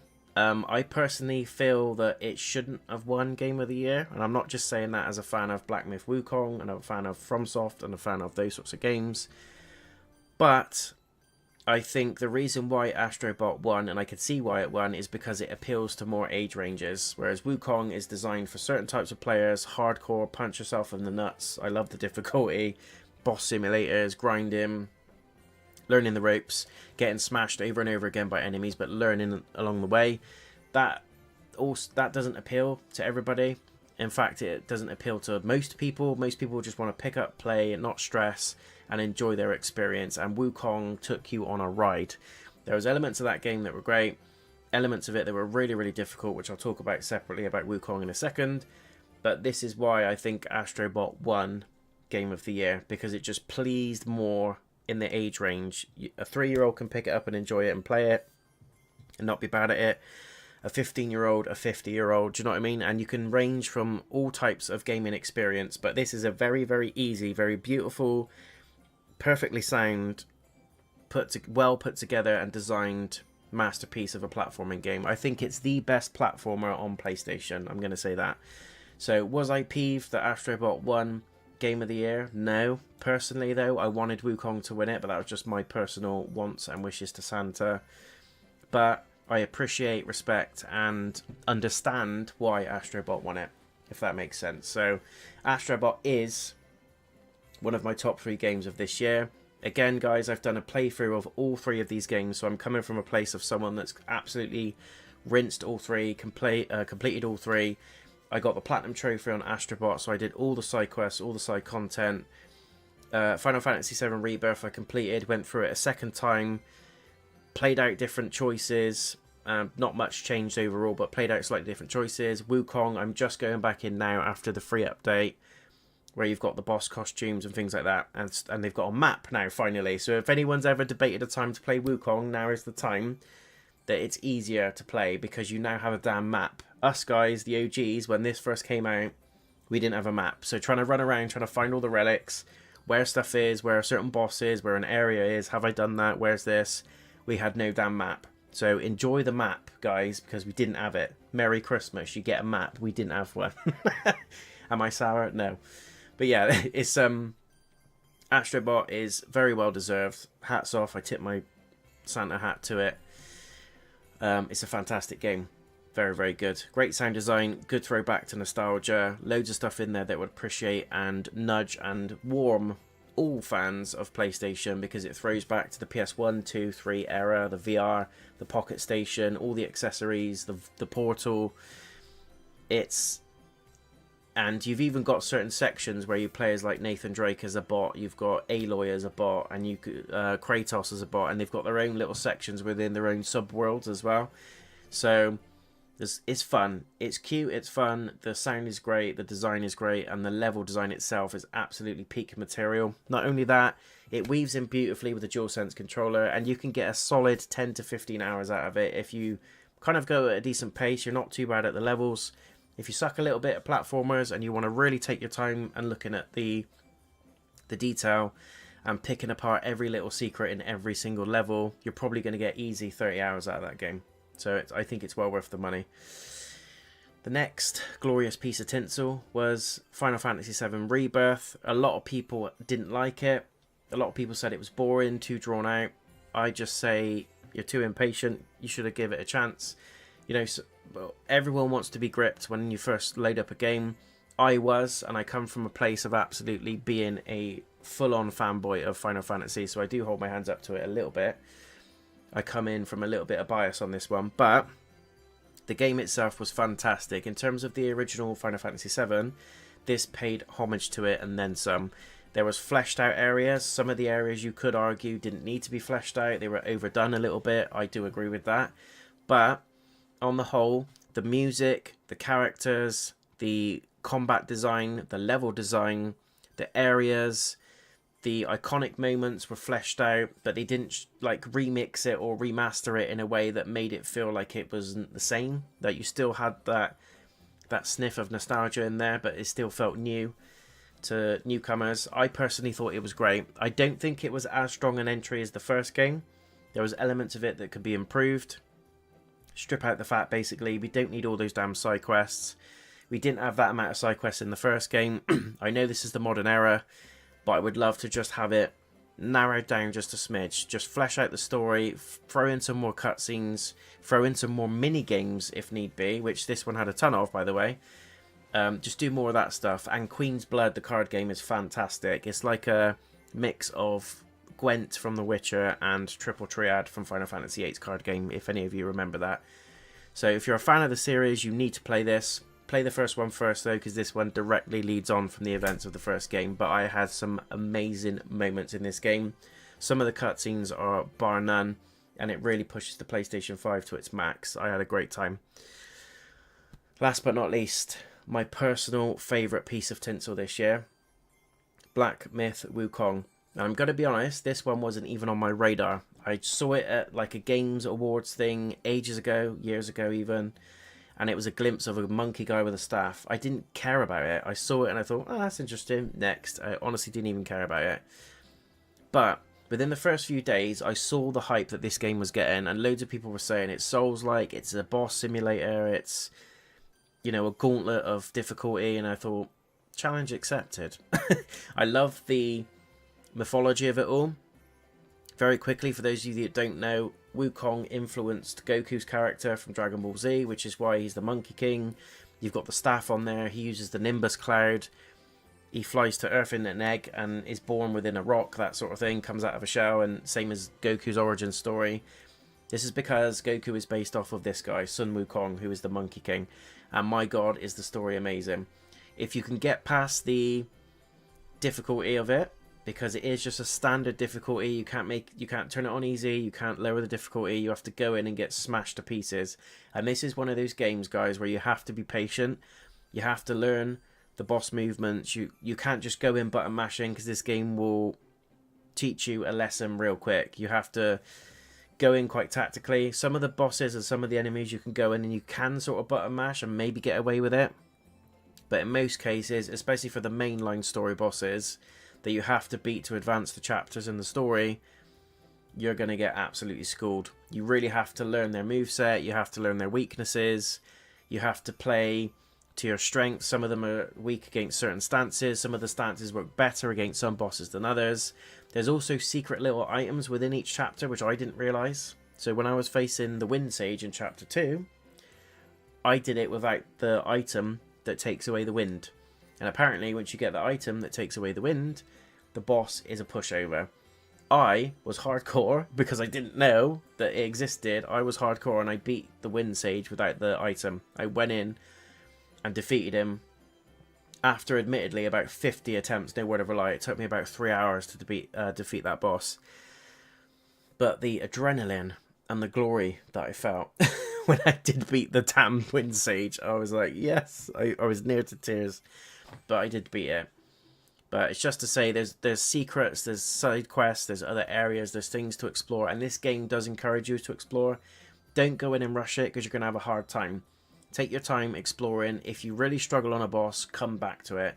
Chances are you can go away, fight other enemies, level up, find some better gear, upgrade your gear, come back with a new lease of life, and then you can school them.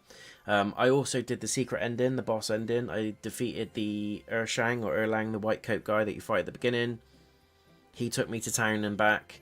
But again, there's a stream that I did if you guys want to see of me fighting the secret boss and getting the secret ending as well, because I just had to. There's prerequisites you have to do. There's certain things you have to get in each chapter in order to be able to unlock the ability to fight the secret boss and get the secret ending. But the cutscene alone was worth it, and the ending scenes alone were worth it. So I can't stop praising this game, guys. It's fantastic in every way, shape or form. It is my personal game of the year. I absolutely love it, and that's not just coming from a place of a Souls fan.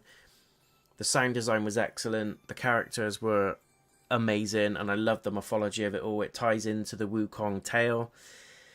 Journey to the West, for anyone that doesn't know, it's based off of that Chinese tale, Journey to the West, and it's just peak. Anyone that likes anime in any way, shape or form will absolutely love the cutscenes in this game. They're going to love the lore, they're going to love the story. Yes, it's difficult, especially in certain places, and it will test you, it will test your patience, but just persevere with it, trust me. It's one of the best games you're ever going to play.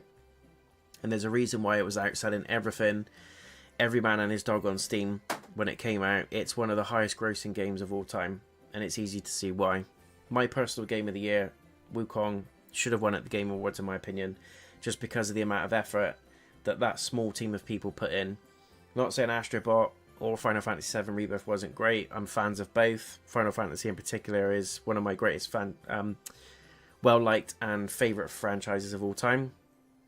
But Wukong holds a special place for as I said, a small team of people that did such a stellar job at creating a game that is AAA and is up there amongst the greatest action games of all time. So I put it this way, when I completed it, I came away, I was looking at lore videos about Wukong, I was reading up all the secrets, all the stuff other people had discovered online. Most games, I shut them off, I come away and I think, oh, that was a good game, great. Sometimes you get a game like Elden Ring for me, Bloodborne, Dark Souls, Final Fantasy, Wukong, where you complete the game and you come away wanting to learn more, and you want to find out more, and you want to just keep talking to people about it. And that's exactly what I felt when I was playing this game. It's amazing. Can't recommend it enough. So there you go, guys. That is my Tinsel of 2024. Astrobot, Final Fantasy VII Rebirth, and Wukong. Wukong is my personal game of the year. Very quick honourable mentions. Silent Hill 2 Remake. There were some issues with the PC version when I was playing. Again, did a full game playthrough of it. But again, the atmosphere, the horror, the way they've redesigned the game but kept it original. The voice acting is great. The character design is great. It's spooky as hell. It's a game that's built on atmosphere, and the atmospheric horror in it is fantastic. The use of the instruments, the use of very subtle music, sound effects. The creatures are terrifying. The amount of times I jumped out of my skin about those four-legged mannequins. Yes, there's four-legged mannequins. Was next level. It's the best horror game I would say I've played all year.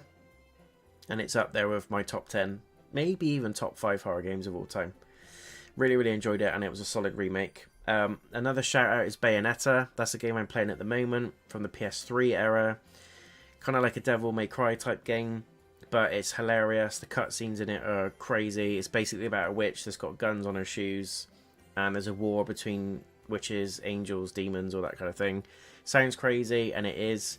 Go and check it out. We're currently playing it on the channel. Not right now, obviously, because we're here, but we're doing a full live gameplay for on the channel at the moment. So make sure you follow, subscribe, like, all that jazz, so you don't miss out on when we do the next part, which might not be until 25 now, but we are going to continue to play that. Indiana Jones and the Great Circle is great as well. I won't go into that too much because it's still very new and I don't want to spoil it, but Troy Baker is the voice of Indiana, not Harrison Ford. He's just too old, just couldn't commit to it. But I tell you what, Troy Baker is doing an amazing job, and the game is full of content, full of side quests, full of puzzles, everything you would expect from a great indie game. And I mean indie as in Indiana, not indie as in indie developer. Dad joke of the year. But it's really good. So I highly recommend you play that, and it's free on Game Pass if you've got the highest tier of Game Pass or PC Game Pass as well. You can play that for damn free right now. So why would you not want to? And the final mention is Hellblade 2. Senua's Saga. That again is next level. The lady that plays or does the voice of Senua got the award for best performance at Game of the Year awards, and it's easy to see why. She did a stellar job. It's absolutely beautiful. It's grotesque. It's kind of got like a dark Norse type feel to it, and it is set in the Norse era and the Norse mythology. So if you're into Vikings, you're into seers, you're into like dark magic, you're into like a great story, a gripping like bordering psychological story, you will have a great time with that. And that I think is still on Game Pass as well. If you haven't played it yet, you need to. I would also recommend you play the first one before you play that one, because the first one is just as excellent and it leads on directly from the first story. So there is a little recap in Hellblade 2 if you check it out from the menu. They do a little summary clip for you before you play it, so it shows what happens in the first game. But trust me, you're doing yourself a disjustice if you don't experience the first game first. It's great. They're not long. You can get them done in about 6 to 8 hours. Hellblade 2 is a little bit longer, about 10 to 12 hours.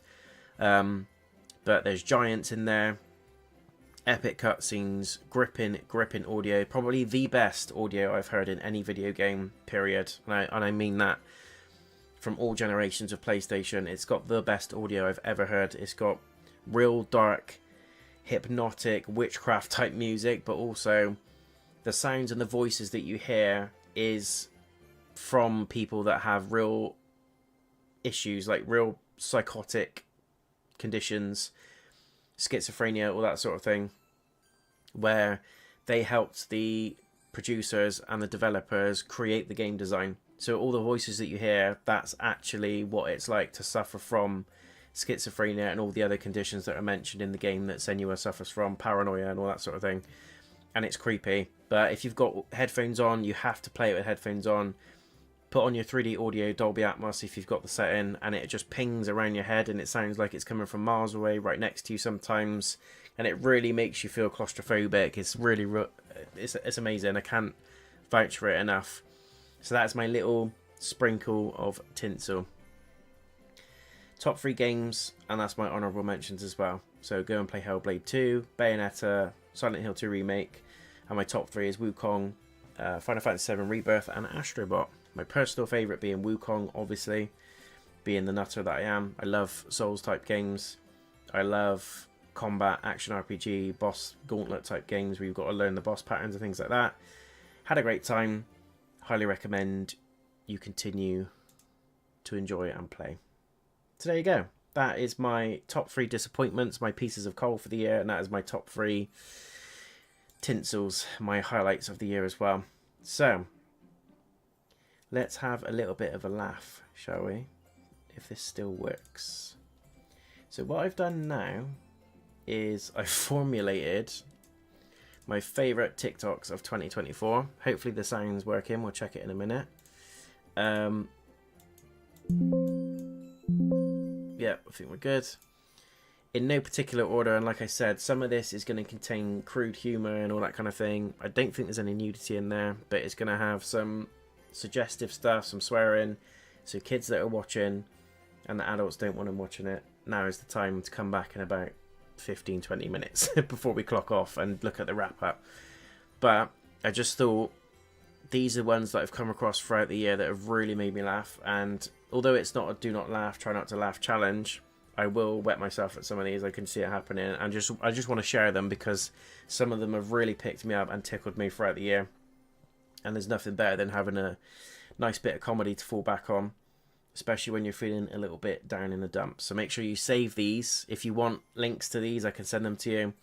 I'll continue to grow this collection as well, and maybe we do start doing some reaction and try not to laugh challenges and stuff like that. But I just thought it'd be nice to just share something a little different and put a bit of comedy in there. So without further ado, in no particular order, these are my favourite TikToks, highlights and clips that I found scouring YouTube shorts and TikTok throughout the year. Hopefully it works.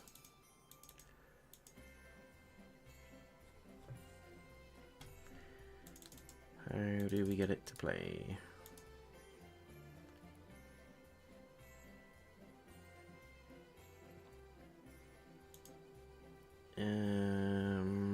Yep, that's me.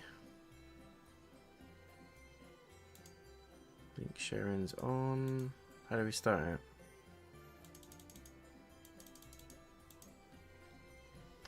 Maybe if I refresh. There we go.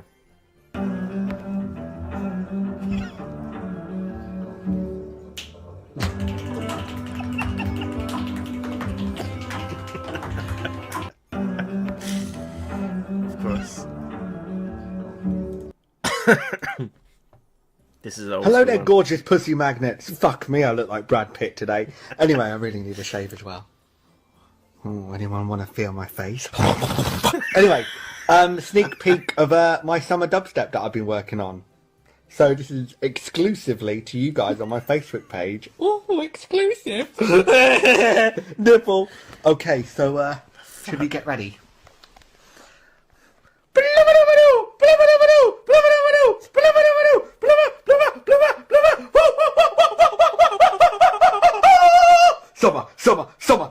Summer is here. Summer is here. It gets annoying. The first bit is the good bit. Baby, my lover, you gotta have a fat ass booty, a pretty face, skinny waist, breath gotta smell like toothpaste. You gotta have that real hair, not that Remy. Yeah, baby, my Yeah, you get it back. I And we love come to your this. fucking mum's house and we fucking do damage. Alright, son. I'll take your fucking mum's door if it's fucking hinges. You don't want to mess with us, mate. We'll come in twos. We'll come in twos. Fuck off a minute. Josh, honestly, mate, Fuck off honestly. a minute. I'm fucking 22, you're 21. Me and you, fair match. I've got our kid here. I've got our kid. He's fucking 18. You would take your fucking head, clean off your fucking shoulders, son. I fucking taught him well, understand? Understand me, Josh, now. I'm the fucking king. I'm the fucking man. See me? I'm a fucking tank. Understand me, son? There's nothing you could do to affect me. Oh, this is an old school one, isn't Freshen it? up your punani, freshen up your punani, and get you some willy. We're 5 of these in and I'm already dying. Your menu's not better than mine. You run a shithole of a kitchen, you French pig! You can get out. Go on. You can get out. Yourself. You can get out. My fucking kitchen. Yeah, is it? Well, it's your kitchen and clean it, you lazy cunt! Now. I've got to get some air before I do something I really regret. Clean it, no. This is golden. This is COVID time. Dora, Can you say puedes hacerme un sandwich? That means can you make me a sandwich in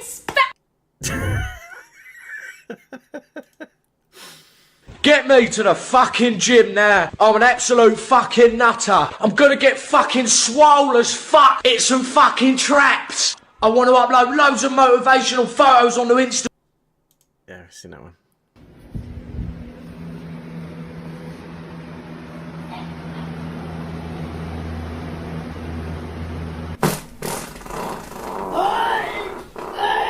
That's right. That's rotten. You call me dark chocolates, aka young sexy motherfucker. Oh my god. The boy who lived. Oh yeah. Come to die.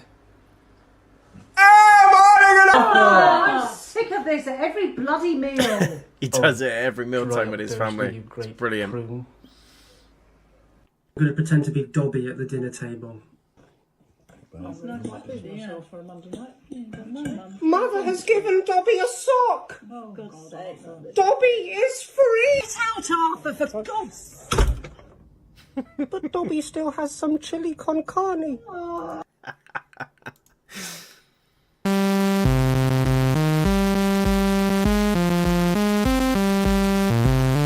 You have to do this, guys. It'll boom through your head. This one's brilliant.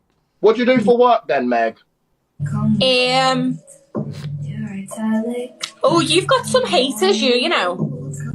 What are they saying? Vile things. Like what? Vile. Like what?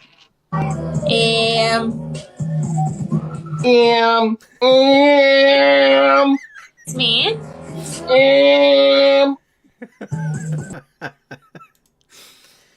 Big now, you fucking cunt. You stole my whole fucking persona, you fucking dog. I didn't steal shit, cunt, alright? Yeah, you stole my whole fucking dream time, you fuck. No, cunt, you got it wrong. I'll knock you with my Yiddicky, dog. This boy the Steve's been talking to There's no me. way. Get him. I don't like it. Oh no! There is no way.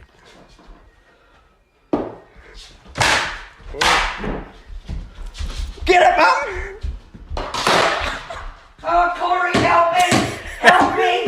Help me! Get the cut! Corey, please! Bung him, Mum. Where the hell's gone? There. No. He's right there. I'm gonna have a heart It's a attack. huntsman. Here! That is huge.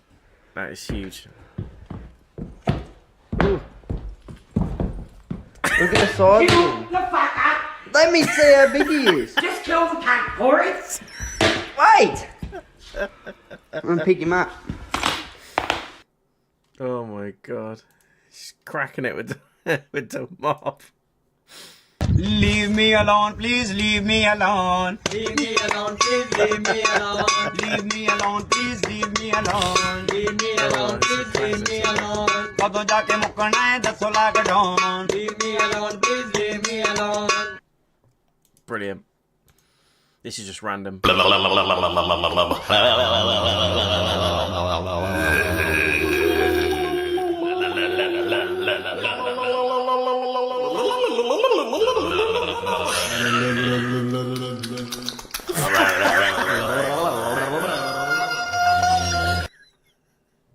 It's the guy in the middle. It's like, what is he doing? When your manager tells you pay rises are based on performance.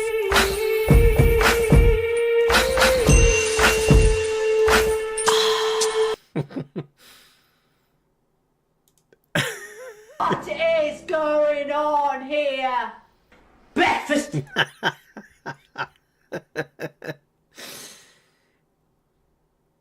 We've seen,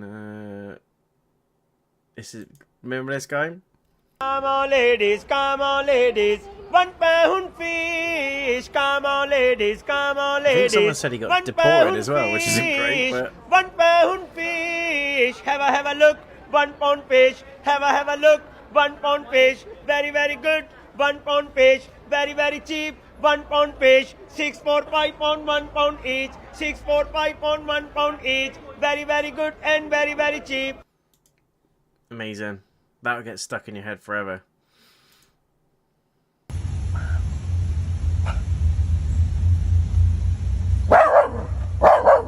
Sir, what are you doing? Taking a shit. Taking a shit? Oh my god. And then we take that and just pour that. How they got away with that as well back in the day is crazy. You pick up your palette knife and then work that into your meat. Give your meat a good old rub. God, spicy meat. Nice and hot. Hot and spicy meat. Yeah, boy.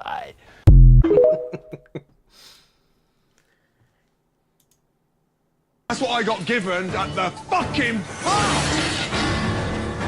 Shit! Let's give a big round of applause to the captain hitting an iceberg on the fucking Titanic. What's the matter between you two? There's a language barrier there. What do you mean there's a language barrier? He's speaking English, you dick. I know, but he's from Texas. Roll! Roll! Shit! Scott was making me look bad. Good show. Roll! Fucking salmon crispy as fuck on the bottom. Because the pan you put them in were like smoking. Like, I'd expect her to sear a beef in it. Shit! Okay, Sean. Fucking shit! We fired 2 salmon, 1 tagliatelle. Chef Ramsay lost it and just went like Satan on my ass. That wouldn't even pass as fucking kitty cat fucking cat food. Right, don't whistle at me. I'm not your fucking dog, yeah? You look more like a dog than I do. Fuck off with you. Gentlemen, today is about consistency. Brad! The chef! Are you consistently shit? No, chef! You're about to sink the Navy, you dickhead! So bad. Ho!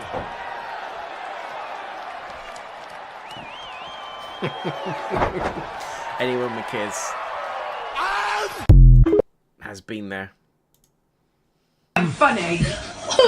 What's wrong with you? Oh, I go back in jail. You pay £50 and you can come out. I got 50 quid. Yes, you have. You've just been given money. Put yourself back in jail. No. Put yourself back in jail. Put yourself back in jail. No. Put yourself back. I'll only say it one more time. No, I'm getting angry with all. Will you leave it again? Don't me. Monopoly does that to a lot of people. Push pineapple, shake the tree. I got do, push pineapple, crank up. Remember the John Cena meme? Went on for ages. This is amazing. Just a moment, you just assured me that I could speak. Sit down inside the car. We're not assuring anything. We're under arrest. Look, I'm under what? Gentlemen, this is Democracy Manifest. Have a look at the headlock here. See that chap over there? Get your hand off my penis! This is the bloke who got me on the penis before. Get some cups. Why did you do this to me? Get some cups. For what reason? What is the charge? Eating a meal? A succulent Chinese meal? Oh, that's a nice headlock, sir. Oh, yes. I Nice. see that you know your judo well. Good one. Nice headlock, sir. And you, sir, are you waiting to receive my limp penis? I think that's my favourite one, like, of all time. Whenever you feel late, you've always got, like, one video that you could just pull out. And you just wait yourself every time. This one's got a lot of swearing in, just to let you know. Fucking pizza. Shut the fuck up, Who the nigga. fuck are you talking to? Who the fuck do you think you're talking to? Shut up, you dirty cunt! Fuck Shut you, up! man. Shut up, where are you from? Fucking Belgium? Suck my dick. Hey, boy. Eat my Nigga. dirty black asshole. That black asshole is dirty and full of shit. Eat it! Eat it! You Eat ate my it! cunt, Eat it! Eat my motherfucker. spunk! You dirty fucking smeg eating fuck!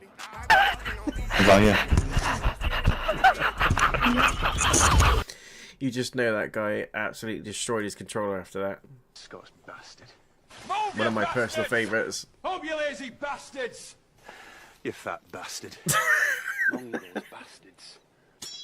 You turncoat bastard. You stupid bastard. There's a French bastard in these mountains called Loop. Bastard. Bastards. Bastard. That bastard was gone off even when he was alive. Bastard. Bastard that stole him. He was gone off even when he was alive. Get the bastard yet. The bastard's going to get help. Let's finish that bastard off once and for all. Dick Sharp, bastard. And you're still the same cruel, flogging bastard. You lily bit of a Dutch bastard!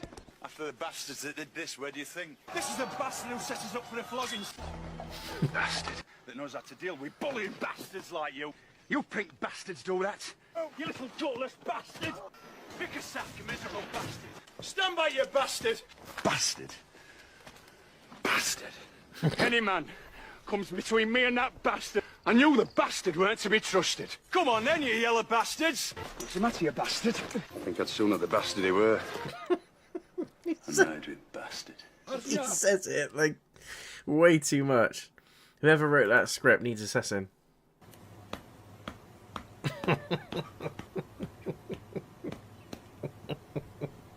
We've all got them in the workplace. I've got about 4.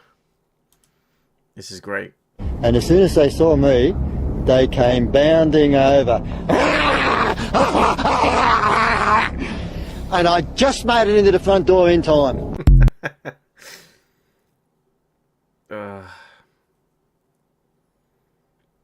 This is great. Joe Rogan is on.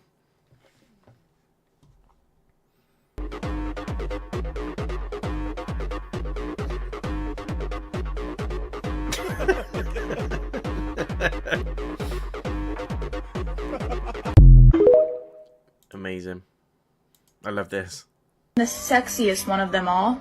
We have the British accent. Who wants a fucking burger?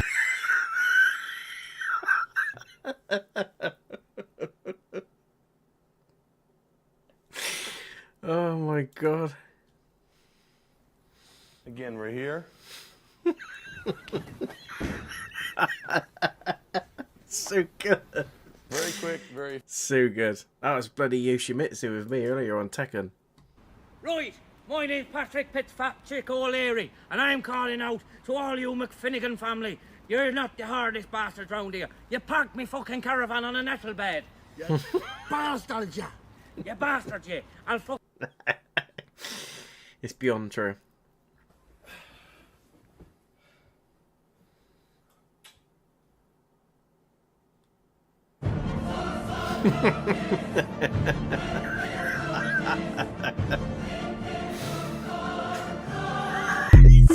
It's so relatable. This is next level. Look, I don't know how this guy does this.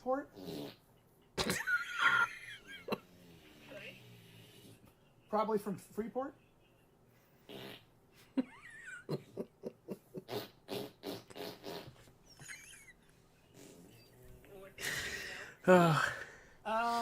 He's actually got a YouTube channel. It's crazy. Maybe in January? How does he do it? Great.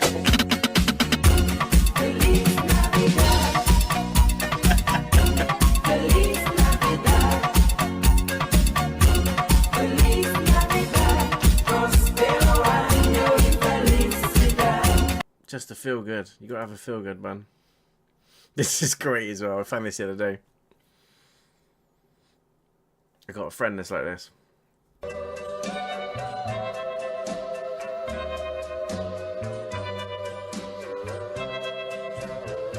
Put your pussy lips on live, I'll give you $1,000.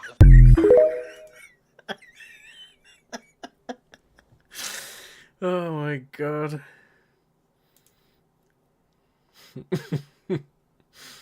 I used a version of this on my shorts. Woo! What's up with it, motherfucker? What's up, baby? Did you miss me? And then you got this.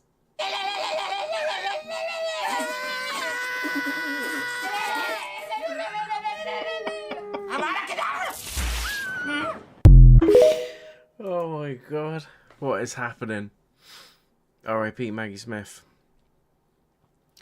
But there we go, guys. Just thought I'd share some of the top ones I think I've ever come across that always make me crack up. It's got to be Ramsey's always good. That one always in stitches. This one always makes me laugh as well. Gotta love a bit of Sean Bean. And this one with the British accents. The sexiest one of them all, we have the British accent. Who wants a fucking burger?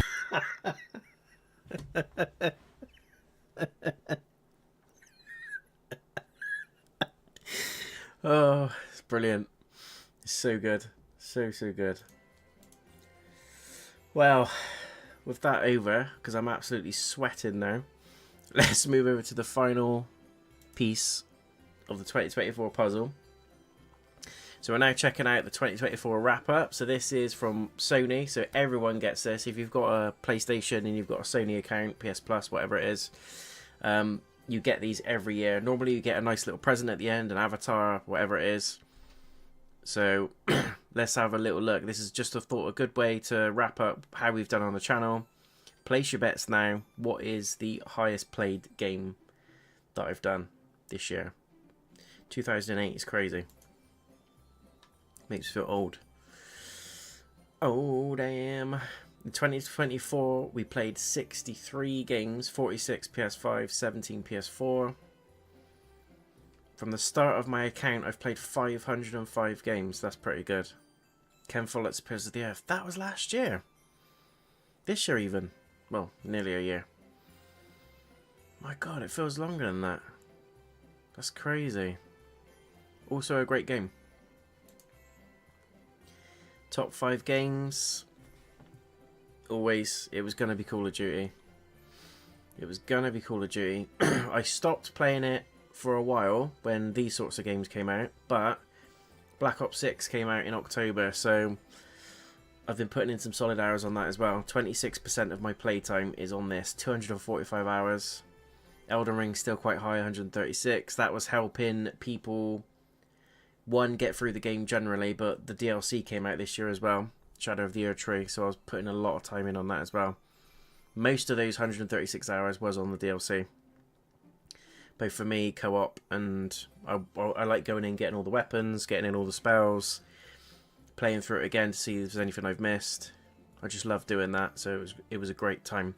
Earth Defense Force 6 is a solid game because we're trying to, the trophies, and you have to do every mission. There's 120 odd missions. You have to do every mission with every character, and there's 4 characters, and you have to do it on every difficulty with every character.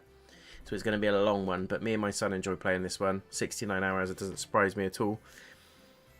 Final Fantasy VII Rebirth, that was 60 hours, great game.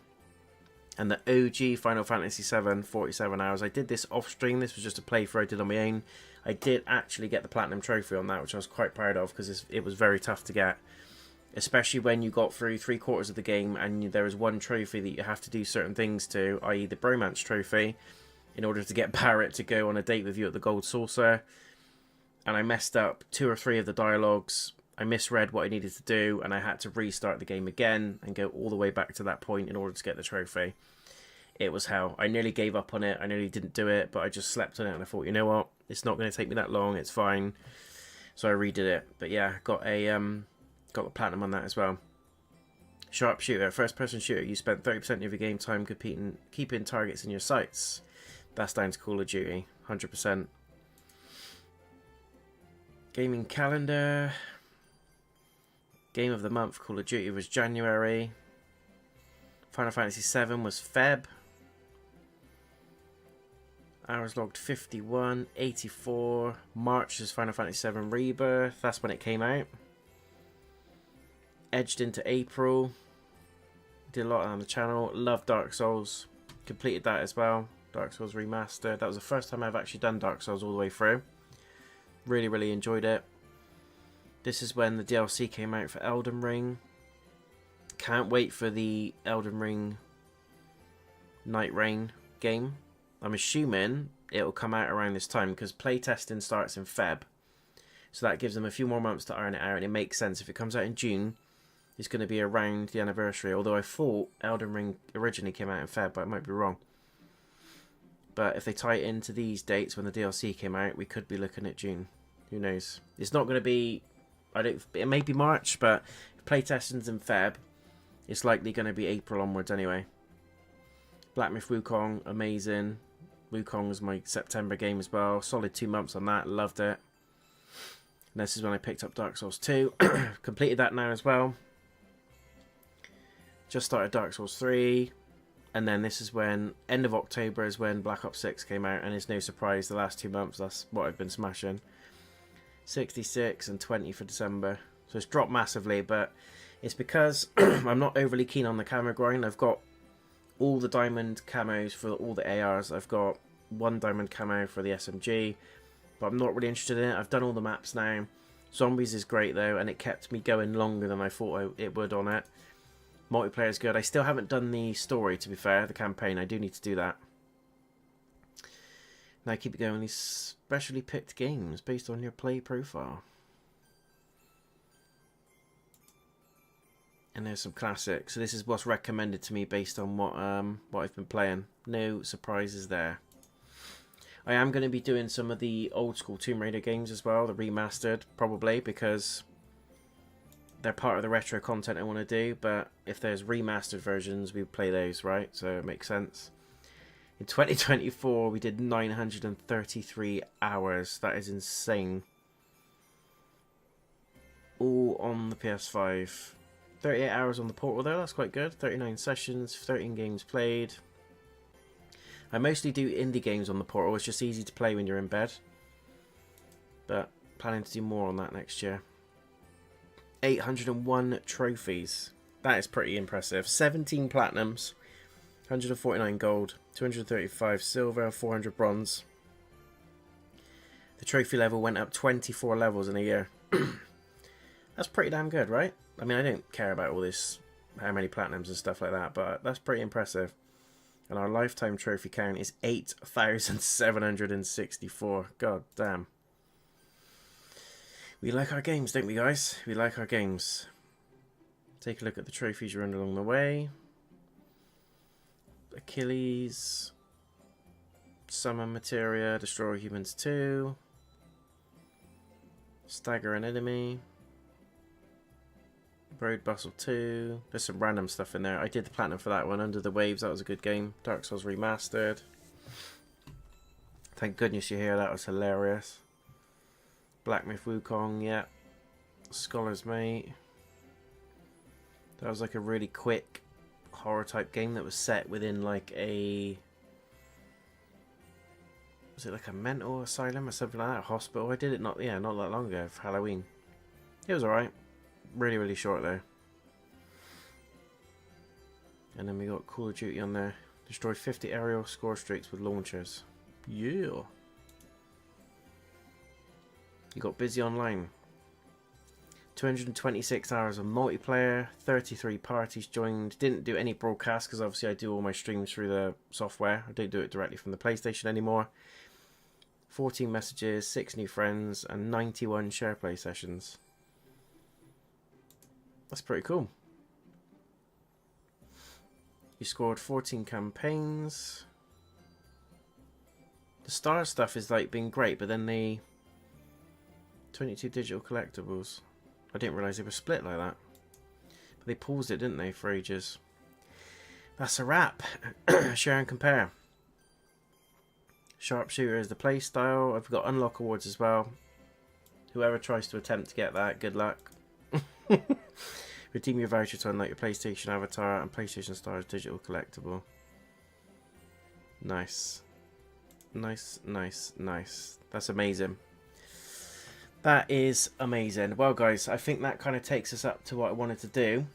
We've gone over ever so slightly, but I've had a great time. Hope you guys have too. That brings us to the end of the stream and potentially the year for JayNotion, because, as I said, I'm probably going to be getting in maybe another stream on Bayonetta, potentially. I'm not promising anything, basically. I'm really busy between now and a few days after Boxing Day. So You might see me again, you might not. So I'm just getting this in as the official end of 2024 live stream / end of content, basically. Not for good, I'll be back in 25, but for now it's peace out and it's happy holidays and all that sort of thing. So happy holidays and Merry Christmas.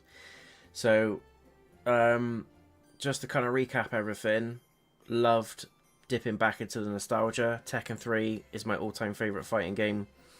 Three Lions didn't do as well as I hoped on it, and didn't even bloody score on the thing. Maybe FIFA 99 next time as a bit of a retro dive.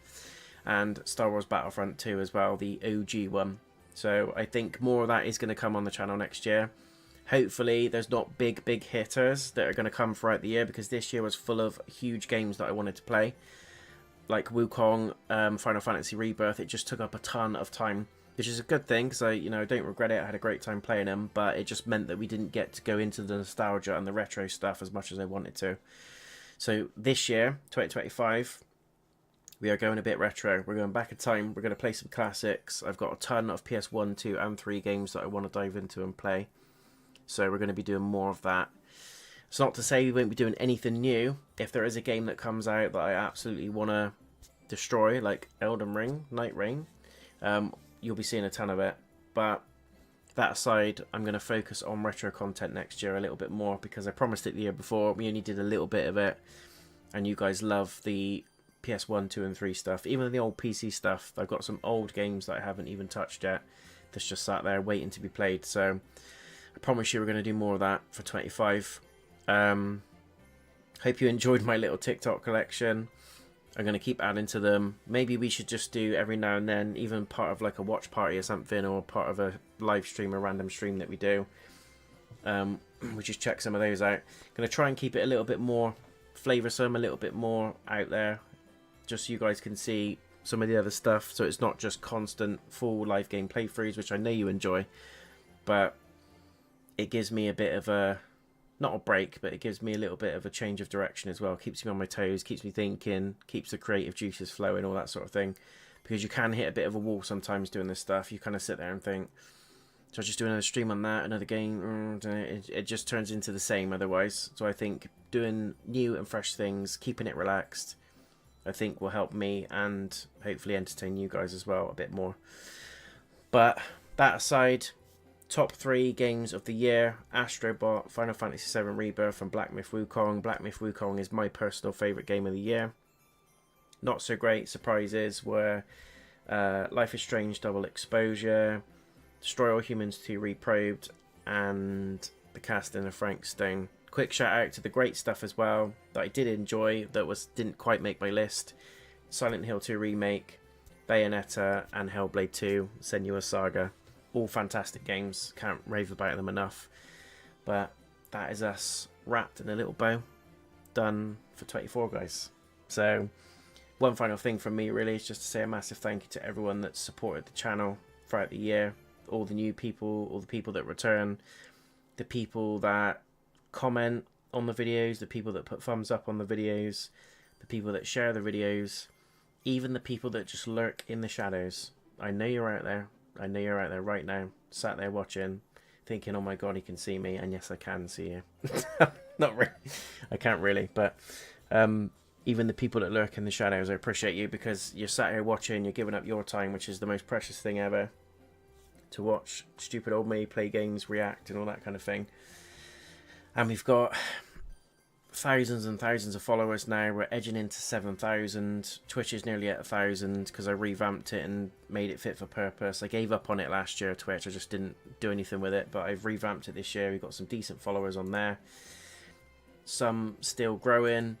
We're putting out some shorts content on TikTok and YouTube Shorts as well. Some highlight clips on Twitch. So yeah, the channel is going to be a bit more funkier next year. It's going to be more of the same, more of the stuff that you hopefully enjoy, i.e. the unboxing videos, the reaction videos, game previews when I get my hands on any game codes or anything that's up and coming. I'll share some hands-on first impressions with you. I'll continue to do the full live game playthroughs as well of all the games that I want to tuck into. We will do the watch parties as well. I was hoping to get one more in before the end of the year, but I don't think honestly it's going to happen. It's just been jam-packed, my schedule, and I just haven't had the time to squeeze in the watch party as well. but I will keep the watch parties going because they've been really, really fun. It's a nice break away from the gaming stuff as well. Although most of the stuff we've watched has been game related anyway. It's been nice to have a little break just to chill, watch a movie with you crew as well. So yeah, it's really, really appreciated, and I hope you all continue to enjoy the channel. I hope if there's anything that you want to see more of next year, less of, if there's anything new that you think would be interesting, just I'm open, I'm all ears. I'm open to suggestions, I'm open to feedback. Let me know in the comments, reach out on the socials. There's a link on my YouTube page and on my Twitch page and on my TikTok page to all the socials. If you don't feel comfortable posting it publicly, you can just email me. The same goes to any companies or PR firms that are looking at this and thinking, yeah, let's work with this guy. I've got a business email in there if you want anything in terms of unboxing content, anything that you want me to preview or suggest. Quick shout out as well actually to Games Planet. Thank you so much for the pre-order codes for Empire of the Ants and all the content that you put over to share on the channel. It's great that you guys feel that there's something in the channel that you can benefit from, and anyone watching, please feel free to head over to Games Planet, set up a free account because you get some huge discounts on games. They don't sponsor me as such, they've just plugged me a few times and used me for some of their stuff that's up and coming, and it's genuine stuff. If it was rubbish, I would let you guys know. I'm not bound to money or anything like that. I'm not bound to contracts. If it didn't work and it's not fit for purpose and it screws you over, I would be the first to tell you. But Games Planet is great, same as like CD keys. If you want discount games at a fraction of their usual price, with the same exact content, you don't miss out on anything. You obviously just get them digitally. Then, as digital games should be, they're cheaper, but you get exactly the same experience. You just pay a lot less money. So shout out to Games Planet as well. Also, quick shout out to my moderators Pumpkin and JMC. You guys continue to be awesome, and you continue to spare your time to watch, monitor, and enjoy the streams and the videos. So thank you so much. I appreciate you guys as well. The channel wouldn't be where it is without people like yourselves continuing to come back to support me and watch, comment, like, and share, and all that sort of thing. The channel continues to grow. It's mental. Never in a million years did I think I'd get 2 followers and watchers, let alone nearly 7,000. It's nuts. It's absolutely nuts. Again, it is a hobby. I have got a full-time job separate to this, but this is my actual real passion. Gaming, movies, building up a like-minded community of people where we can just have a laugh, take the piss out of each other, you know, just enjoy the things that are great, share the love, share the positivity, and all that sort of stuff. So if this channel helps you, I've done my job as well. I've achieved something aside from the obvious, which is amazing and makes me feel nice as well. But again, thank you so much, guys. I will love you and leave you now to your festivities. Have a great one. Stay safe out there. Drink loads, eat loads, look after each other. Reach out if you need to speak to someone, because obviously Christmas isn't always the best time of year for everybody. So just remember that, and yeah, enjoy your time. Happy, healthy 2025. What's next? Very quickly, I hear you scream. We're going to continue Bayonetta. Again, that might come before the end of the year. I might put out another stream or 2 before the end of the year. So who knows? And I'm going to continue doing Indiana Jones as well as a full playthrough, but that'll be done offline in parts. So you'll see that as well. Potentially again, end of the year, maybe not. Just depends on how timing goes and what's happening between now and then.